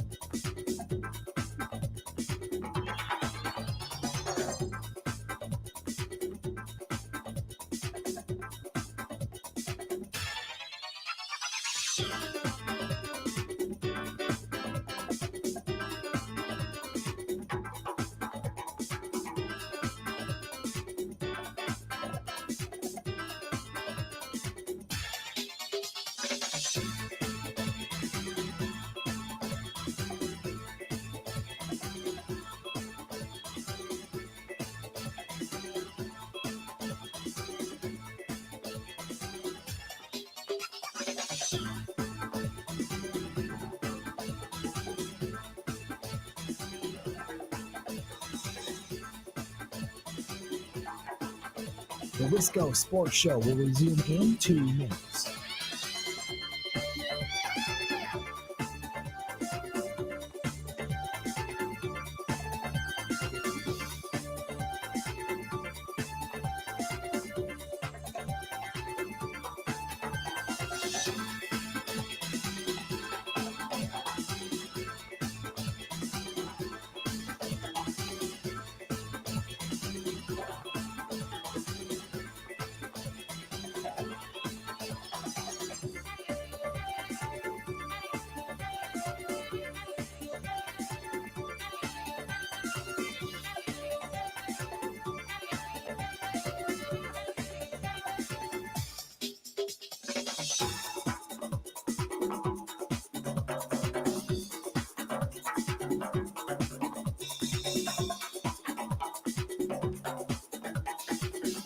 The Wisco Sports Show will resume in 1 minute.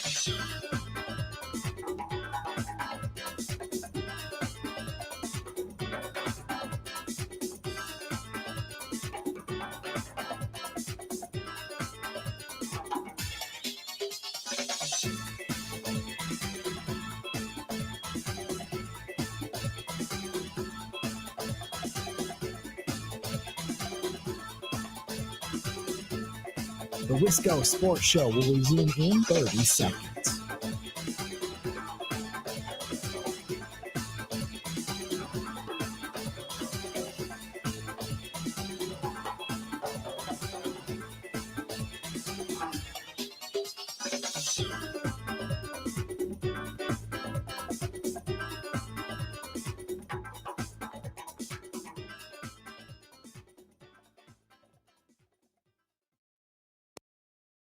Here's what I'll tell you about Nate. Nate's a competitive dude that takes a lot of pride in his work. He loves ball, and I think he will rebound, and in the end, he'll be better for it. So, yeah, are there some rough moments? I think that's one of the beauties of this, especially playing that position. You better be resilient because there's going to be times when you're going to get beat.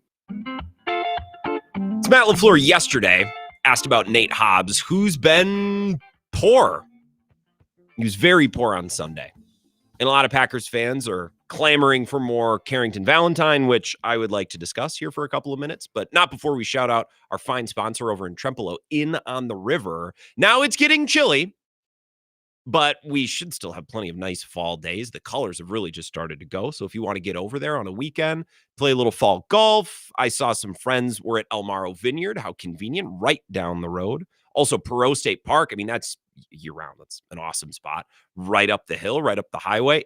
In on the river, right across from the river, the marina. So if you want to do some fall fishing or boating or just go enjoy the scenery, Sullivan Supper Club on a nice chilly fall or winter night. Yep, nice warm prime rib, a brandy, an ice cream drink for dinner, walk right back to your hotel. Perfect spot for the weekend. So make your reservation inontheriverwi.com, 608-534-7784, and like their Facebook page as well, In on the River in Trempealeau. So that Matt LaFleur comment on Nate Hobbs and his recent performance, one more time. Here it is. Here's what I'll tell you about Nate. Nate's a competitive dude that takes a lot of pride in his work. He loves ball, and I think he will rebound, and in the end, he'll be better for it. So, yeah, are there some rough moments? I think that's one of the beauties of this, especially playing that position. You better be resilient because there's going to be times when you're going to get beat. This is true. All corners get beat. I think Nate Hobbs has been beat a little bit more often than you'd like to see.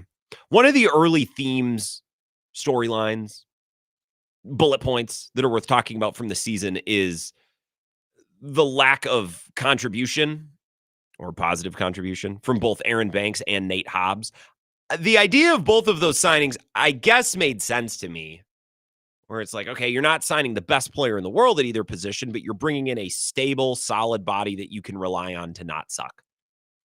And Aaron Banks has hurt them and been hurt himself, injured quite a bit. Nate Hobbs has missed time. He injured a teammate. But which, by the way, where is Marshawn Lloyd? Good God. Set that to the side. Nate Hobbs hurt a teammate and hasn't played well at all. And I was listening earlier today. Oh, crap. What podcast was it? Maybe it was Locked On Packers, Pack-A-Day. One of them, I don't know. I dabble in a little bit of all of them, and then I listen to Over the Line with Ebo in the morning. I can't remember where the heck I heard it. Someone talking about, why don't we play more Carrington Valentine? Why isn't Carrington Valentine getting more snaps? How many years have we been doing this? We did it all of last year with Eric Stokes when the Packers seemed intent on using all 17 regular season games to prove that Eric Stokes isn't any good. It's like, guys, I don't think this guy can play. Well, we just want to make good and sure. It's only December 1st. We want to be cocksure before we pull him out of there. It's like, well, maybe try the other guy. I don't think that Carrington Valentine is anything special. The confusing thing about Hobbs, and this was talked about at the time, is he's always been more of a slot corner, and Bullard's your slot corner guy. And Bullard's been really good this year. And they've talked about he's so important to what we do on defense and his physicality and blah, blah, blah. I guess I wonder where we go from here, because if he can't play better, even passable on the outside, that's the problem, is he's been passable, as in you can pass the ball on him. I don't really know what that means for the rest of his contract, what that means for Carrington Valentine, what that means for Bullard and his role in the slot, because you can't just say, well, we missed. We'll just play everyone else. I don't think you could do that. I think Valentine is, Rick says on live stream, I think he's meh. I think he's whatever. But here we are for the second or third straight year clamoring for more Carrington Valentine, and I think that's an indictment on the general manager and the way that they've treated the corner position. To Gutekunst's credit, Nixon has been really good. But nobody's throwing at Nixon because they're just lining up their good guy on the other side of the field. I don't think it's because they're afraid to challenge Keyshawn Nixon. It's that there's a way better option. You know what I mean? Like, if there's two paths on a college campus and you're walking to class and one is 35 steps and the other's 20 steps, I'm not scared to walk the 35. I'm just not an idiot. I'll take the shorter path. And to be fair, when Nixon's had opportunities to play one-on-one against good receivers, he's mostly been really good. So I'm not minimizing his role and his impact. I just think it's a real failure of Gutekunst and the way that this roster has been built out when we are now, for the second straight year, clamoring for more Carrington Valentine, when, guys, I'm telling you, I don't think he's the answer. Okay, we'll talk Packers next. I'll talk a little bit about the Brewers and Shohei Ohtani with Bart Winkler, our friend from the Infinity Sports Network. He's a fellow Packers shareholder, a fellow UWL Eagle, host of the Into the Winklerverse podcast, which is a pleasure to be a part of. I do that with Paul Imig every week. Paul's on vacation right now, so we've missed recently. He'll join us next to talk about all of these things. This is the Wisco Sports Show with Grant Bills on the Wisconsin Sports Zone Radio Network.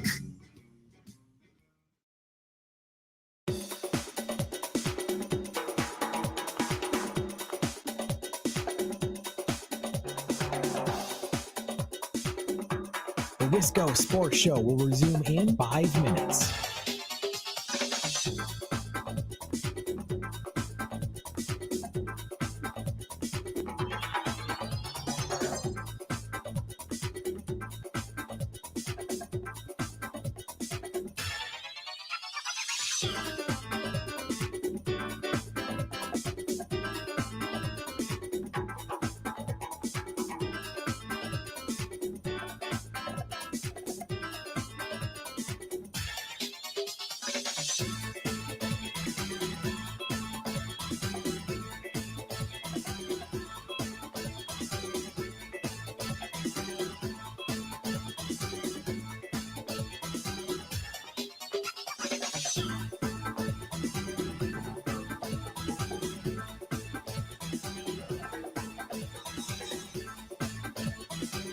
The Wisco Sports Show will resume in 4 minutes.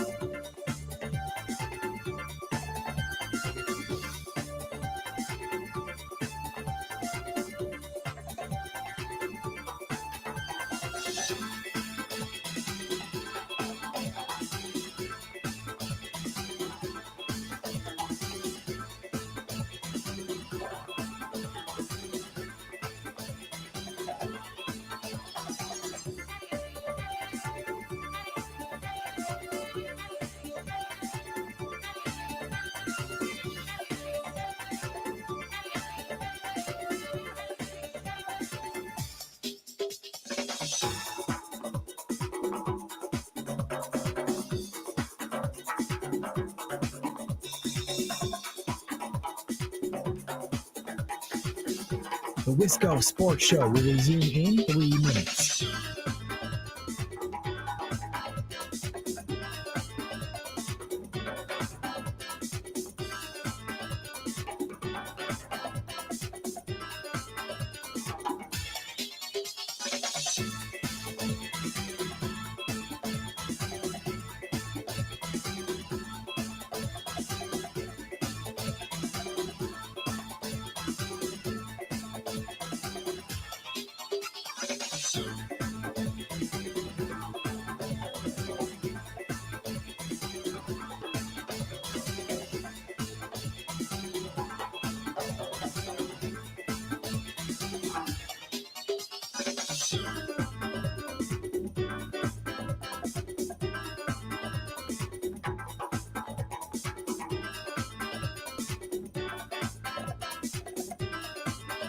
The Wisco Sports Show will resume in 2 minutes.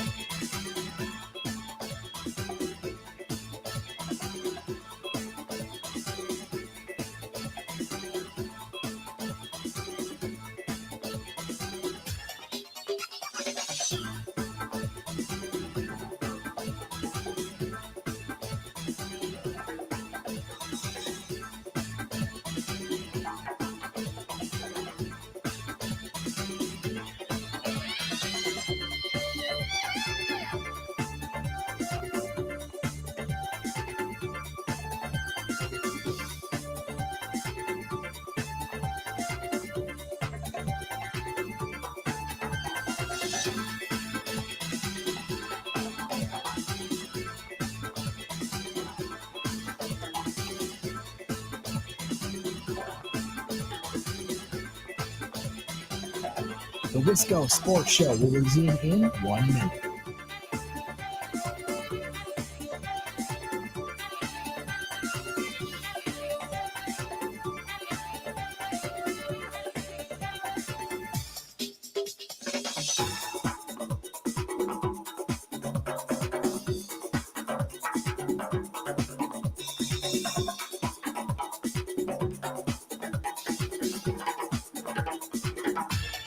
The Wisco Sports Show will resume in 30 seconds.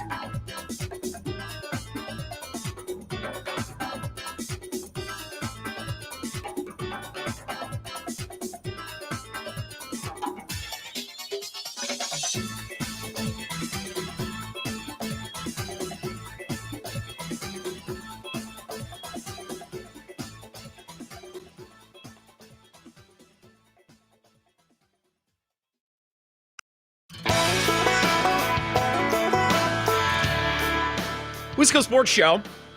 Bart Winkler is set to join us here in just a minute. Infinity Sports Network. Love his podcast, too. I get to go on it from time to time with our friend Paul Immig. Now, I see Rick on the live stream says, please don't talk Brewers. Please, please. Okay, Rick, here's my promise. The conversation you're about to hear with me and Bart's going to be 80% NFL, but I do start by asking him for his reaction to the way the Brewers exited the playoffs and Shohei Ohtani. So you'll hear that at the beginning, but trust me, if you hang through for just a couple minutes, we talk Matt LaFleur. We talk about other stories that he discusses on his show around the NFL. So that's what's coming up. Enjoy our conversation from earlier, please.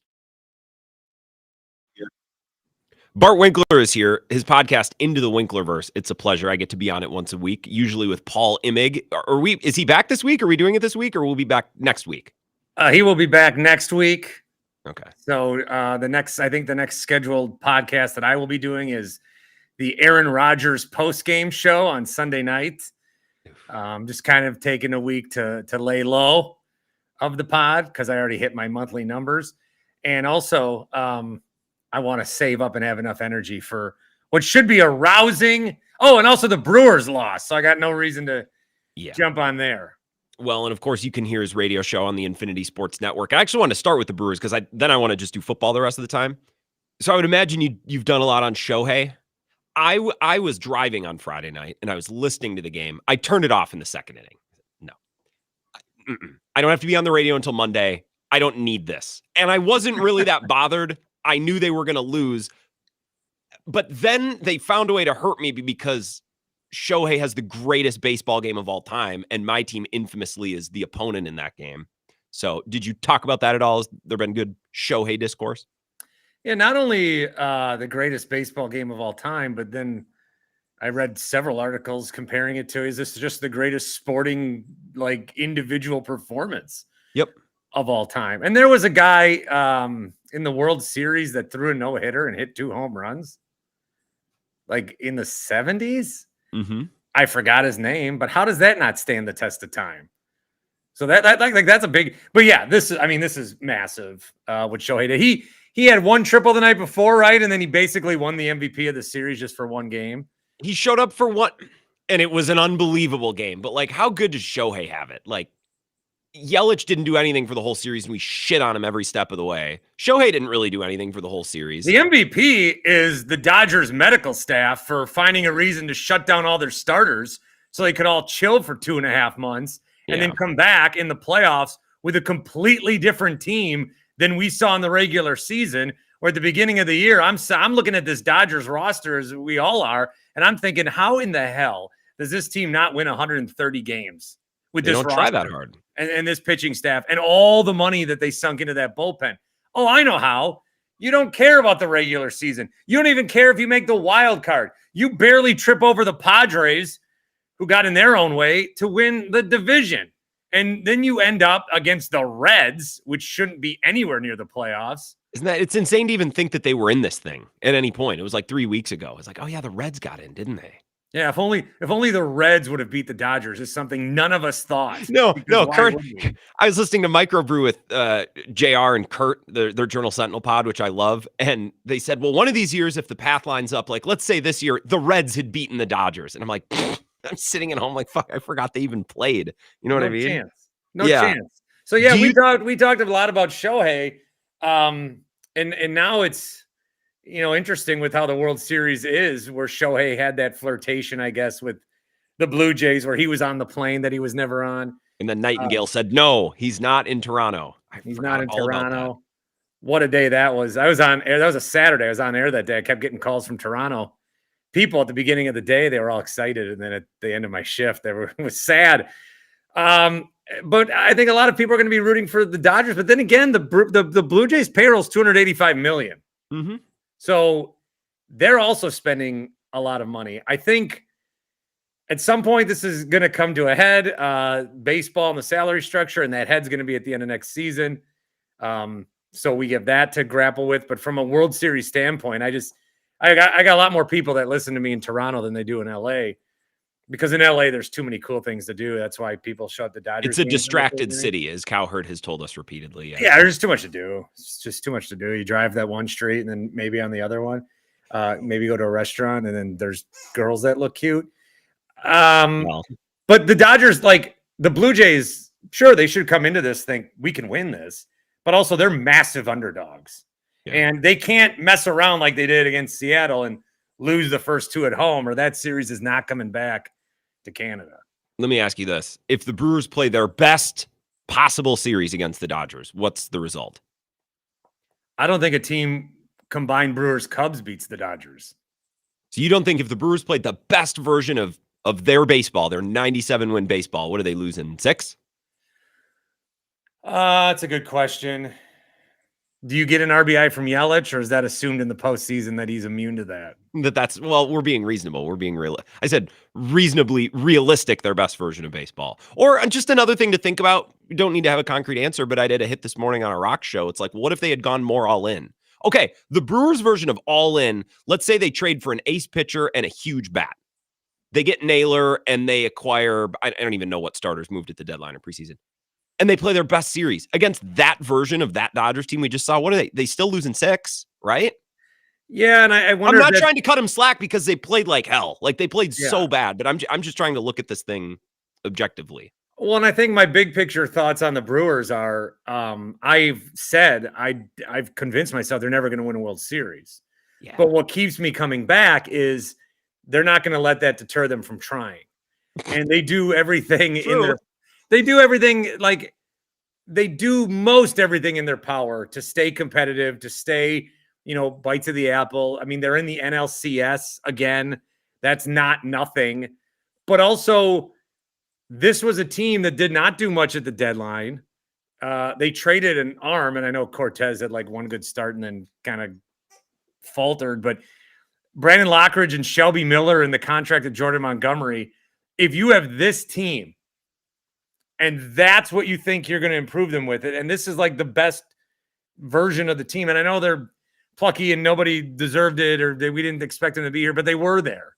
So I think as a Brewers fan, the question is there ever going to be a team that they either build in the offseason or have by July 31st where you think the team is going to say, we can sacrifice some future years in order to try to win now. We may not win, but we're going to – and all in is crazy. You're not going all in. All in is trading every prospect you have. Like, that's what the Padres did. Mm-hmm. Nobody's asking the Brewers to do that. They're just saying, get a bat. Get Suarez. Which is fine. I don't think what a lot of people won't admit is, well, the Brewers, when are they going to push their chips in? Guys, if they push their chips in, they lose in 6. They could try some things differently, but I still think at the end of the day, this franchise, no matter how many chips they push in, you're cheering for luck and flukes. And I guess that's just our lot in life as Brewers fans. Bart, I want to talk Packers and some NFL stuff. You're really fully out on Matt LaFleur. This is a decision that you've made? I want Matt LaFleur to be better. Yeah, this is something that I do when I kick and scream about a coach and then someone calls in and says, well, who'd you replace him with? I guess I don't want to get rid of him. I want him to be better. So I like this from you. Well, I have said and tweeted, fire him. I've said that in the course of this season. Mm-hmm. Now, I don't know if people take me a certain way or if they don't understand. Like, are you about to tell me that you saying fire LaFleur doesn't mean that you actually want him fired? Oh, I want him fired. I don't want him to be the coach. Okay. I understand that they're not going to just fire him in the middle of a season. Oh, good. Okay. Also, he would be hired in 3 seconds. First of all, no, he wouldn't be. Second of all, not even like 10 seconds, not even like 3 days, not even like 3 weeks. I'm tired of that. He did another job, but we say that about every coach. We've had this discussion. We thought McCarthy would. Fire McCarthy. He'll be hired in 3 minutes. We thought Vrabel why did he sit in a cabin for a year? Well, I thought that was smart, actually. He probably got, he needed football, though. He won't always need it, but he needed it then. I hope he needs it again, and I hope he needs it on the sidelines for the Tennessee Titans. That's what I hope. No, but so, okay, here's the thing that bothered me in last week's game. Matt LaFleur was ready to go for the field goal. He wanted to go for the field goal, down 23-20. Yep. And if they went for the field goal, they still had 2 timeouts and the 2-minute warning. Okay? Mm-hmm. So he could stop Arizona. He then changed his mind. So he called the timeout. Now, if they don't convert, you've wasted a timeout, because my thought is you should have just been ready to go for it. Matt LaFleur is getting praise because he went for it and was aggressive and it worked out. But everybody is just purposely forgetting that he was going to kick a field goal and he wasted a timeout. Now, I'm glad that he made the right decision and it ended up not costing them. So it all worked out, rewarded for bad behavior. They're 4-1-1. They're in first place. I'm sorry. But this is what's so troubling. Like, you watch that Cardinals game, and yeah, you need to stack wins. Like, you need to win football games. You need to win football games. And I'm glad that they're in first place. I mean, I'm glad that they have 4 wins. I'm glad that you're glad. But are we at the point where if Packers lose, only criticize, no silver linings? If Packers win, only praise, no, I would, like, the amount of people that just want to say we're 4-1-1, it's fine. I just don't want these decisions to come back and bite them. And there's still a lot of concerns I have about LaFleur that I do think in a way that one did address a little bit, because I have always said you can't give him a pop quiz. You can let him study for a test. He'll get the right answer, but you can't give him a pop quiz. He, though, had some time to think about it, called a timeout. Still don't like that he didn't trust his quarterback in the first place. But what I'm hoping for is, even though the throw to Kraft, I thought Kraft didn't get his feet in bounds right away. But even though he did, I hope that at least tells Matt LaFleur, okay, next situation, I just got to trust my quarterback. He's making $55 million, and he's not making 55 like Tua's making 55. I got to trust Tua, who stinks. Jordan Love has proven time and time again, statistically and otherwise, that he's a good quarterback you can trust. There are still decisions that he will make that you're like, you shouldn't have done that. Maybe that was a little too aggressive. Do you have football smarts? Which he does, but there are decisions that he makes that are still like, he needs to work on some of these things too. It'd be nice if these two work together instead of like, I don't know, there seems to be a give and take there that's not fully on the same page. And I think that can get worked out. And that's what I want to see, because the way they've been playing the last couple of weeks is not going to propel you into February. You're probably correct. And the players have talked about that. Luckily, it's only October 21st. I'm in the middle. I nitpick. Of course, we nitpick all the stuff, but it certainly beats the hell out of losing these last 2 games. Which has been the juiciest NFL team for you to talk about nationally for your nationwide audience? I have a problem with the Colts. I don't like what they did with Anthony Richardson for 2 years. Okay. I don't think that they gave. I do think a lot of times quarterbacks fail and we blame the quarterback when we should blame the team more. Mm-hmm. And I don't think Shane Steichen ever fully believed in him. And they got Daniel Jones. And this is where I'm struggling, because Ryan Horvath and I always used to be like the last 2 Daniel Jones truthers. Yep, I remember. But then we gave up on that. And now here he is playing very well. And I want to go back into that, but I'm also like, I want to be able to say, okay, Bart, whatever weird thing you have against the Colts and you didn't like how it went with Anthony Richardson, you have to acknowledge that the Colts are 6-1 and they're a good football team. But I don't like their schedule. They have not really played anybody. And the best win is against a Broncos team that they got bailed out on a penalty at the end on a field goal. They beat the Chargers, which, I mean, they're just as Charger as ever. Their schedule coming up is very light, where this is going to be a double-digit win football team. And they could be the 1 seed. So at what point do I finally have to say, okay, the Colts are good, and then Buffalo comes to town the second week and beats them by 30. So I don't know. That they've been interesting. I think actually the Niners are interesting for just scraping together spare parts on that defense. So Robert Saleh doing a great job back. And that's what we say sometimes, right? He's a better coordinator than a coach. But we never have like proof of there's proof of it, maybe. Well, Mac Jones looking better and winning more games than Brock Purdy. Like that. Are we going to have a discussion about that? Are we going to talk about that at any point? It's like, how much you paying Brock Purdy again? I thought Mac Jones. I think that the better choice, the better discussion for me is because I'm such a, I'm a Kyle Shanahan slanderer. But John Lynch, He chose Trey Lance over Mac Jones. Everybody thought, oh, Mac Jones and Kyle Shanahan, that's a match made in heaven. I mean, they could have had 4 more years of this. Mac Jones right now could be making $55 million. Mac Jones could be a 2-time Super Bowl winner. Well, the Mac Jones of the world should be very excited about maybe how the league is going to come around and learn a thing or two after seeing what's happened with Baker and Daniel Jones and all of these retread quarterbacks. I'm not saying Mac Jones is going to get a big deal this offseason, but the league is not, I think, predisposed to quit on these guys. Last thing, isn't it weird how quiet things are about the Cowboys? Nobody's talking about the Cowboys. It's so quiet. And look at what their offense is doing. They're not leading. Well, they take one for Max Crosby now, I saw. Yeah, that'll be a thing tomorrow. Yeah. I think they're quiet. They haven't been in prime time in a couple weeks, and they've played bad teams. Okay. That's never stopped people from talking about the Cowboys before, though. You know what I mean? I mean, this is like LeBron just playing basketball and no one talking about it on sports shows. Well, right now, the main storylines of the Cowboys are football-oriented, and I don't think people are interested in that. Is Brian Schottenheimer a good coach? I don't know. I mean, he tied a football game, and apparently if you tie a football game, you're the best coach that the Green Bay Packers have ever seen, including Vince Lombardi. I think that's a straw man point, personally. Who do you like tonight in the association? I don't even know who's playing, but I know it's on NBC and everyone's fired up. Oh, you hear a song you could hear on Spotify anytime for the last 15 years. Yeah. Yes. I got the Thunder and give me the Warriors. And then the Bucks back tomorrow night hosting the Wizards, correct? Chris Middleton's return? Yes, and they are on NBC next Tuesday against the Knicks. How many next time we chat, we should have gone through the schedule and counted up. Remember those days? How many primetime games do the Bucks have this year? You remember that?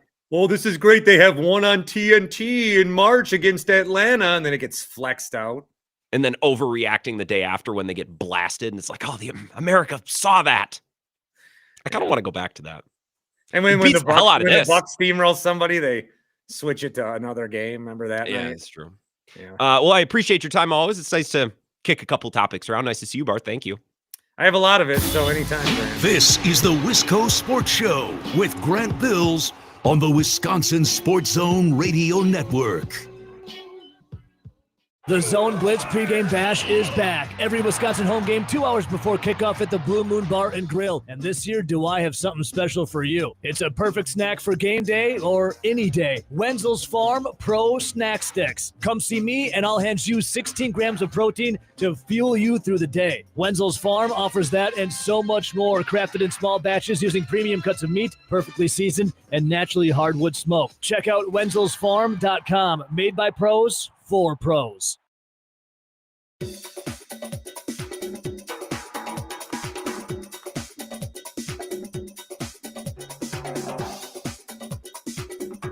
Wisco Sports Show will resume in 3 minutes.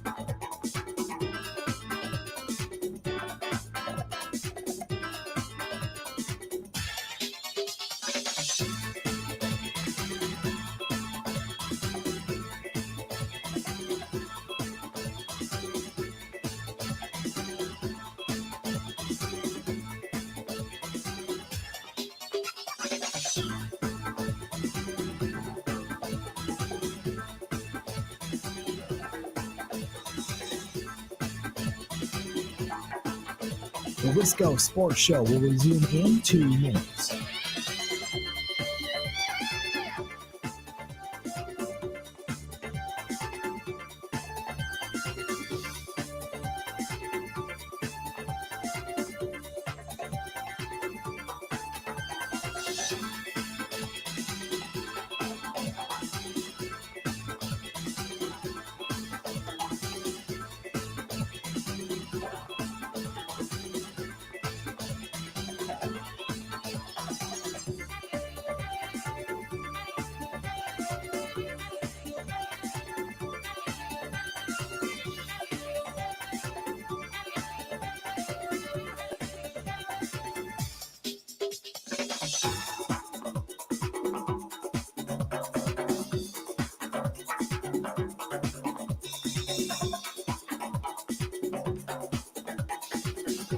The Wisco Sports Show will resume in 1 minute.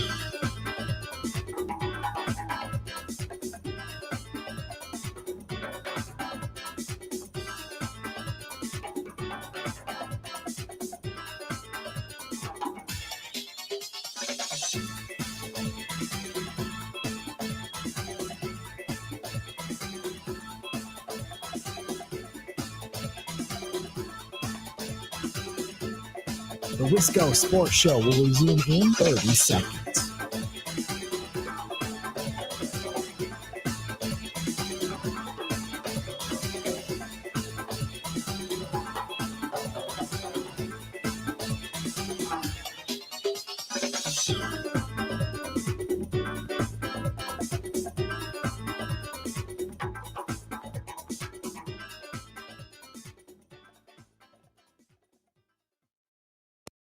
And here's the thing, Burger King has fallen far, but there was a time when it was a nice time because you had a crinkle cut pickle. McDonald's had a regular pickle. They were contending. They had a crinkle cut pickle at Burger King. You had a flame broiled Whopper at Burger King. There was a time when Burger King was in the game. It is not in the game right now, and it is a f***ing tragedy. It's like a FEMA camp when you walk in there. I have a theory. Yes. Okay, that I've expressed to Kevin in private. Yes. That our culture, yes, as Americans, correct, we are the coolest at times in history where Burger King and Pepsi are the driving force. When Burger King and Pepsi When are they're in, on, it's things actually are really it's good. actually beautiful to hear someone articulate that Things with are- words. we are at our coolest when Burger King's popping and Pepsi's popping. Because we need the underdog to thrive. Yes. We need the underdog to thrive in this country. Was Burger King my favorite? Absolutely not. But Was there a time when it was hot? Amen. Was there a time when you had who was mad at a croissant witch? Buddy. There were times. I actually think there were the times of the most racial harmony as well.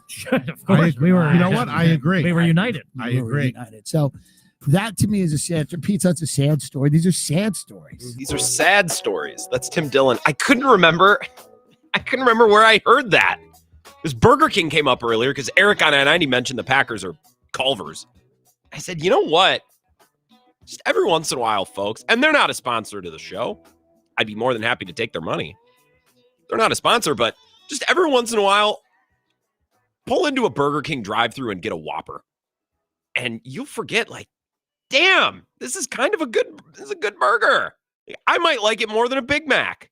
Now, a little spendier than your run-of-the-mill McDouble, but you're getting tomatoes and there's onions and it's flame broiled. It's good. And we were talking about this on air, and I'm just working through this. I'm like, where did I hear? It was on a podcast or somewhere where someone explained how this country has been at its best when Burger King has been on top, or at least in the mix. And Cone actually texted in and said, yeah, that was Tim Dillon. Oh, that's right. I actually think it was. What did he say at the end? I actually think it was the instance of the racial harmony as well. Oh my Was God. Burger King my favorite? Absolutely not. But Was there a time when it was hot? Amen. Was there a time when you had who was mad at a croissant witch? Buddy. There were times. I actually think there were the times of the most racial harmony as well. I love Tim Dillon because I think a large portion of what's coming out of his mouth is complete and total BS. And yet he has the ability to deliver it like it's completely and 100% genuine, which is something I struggle with. Tone and the way I'm perceived. I will look someone in the eye and tell them something very seriously. Like, you being a wise ass? No, I have a problem coming across as a wise ass when I'm not trying to. And then the inverse of that as well. Jesse Temple tomorrow will continue some Badgers talk. And whatever else comes up. Maybe a little more baseball talk. This World Series compels me. So maybe we'll get into that as well. Talk to you tomorrow at 4. Thanks for listening.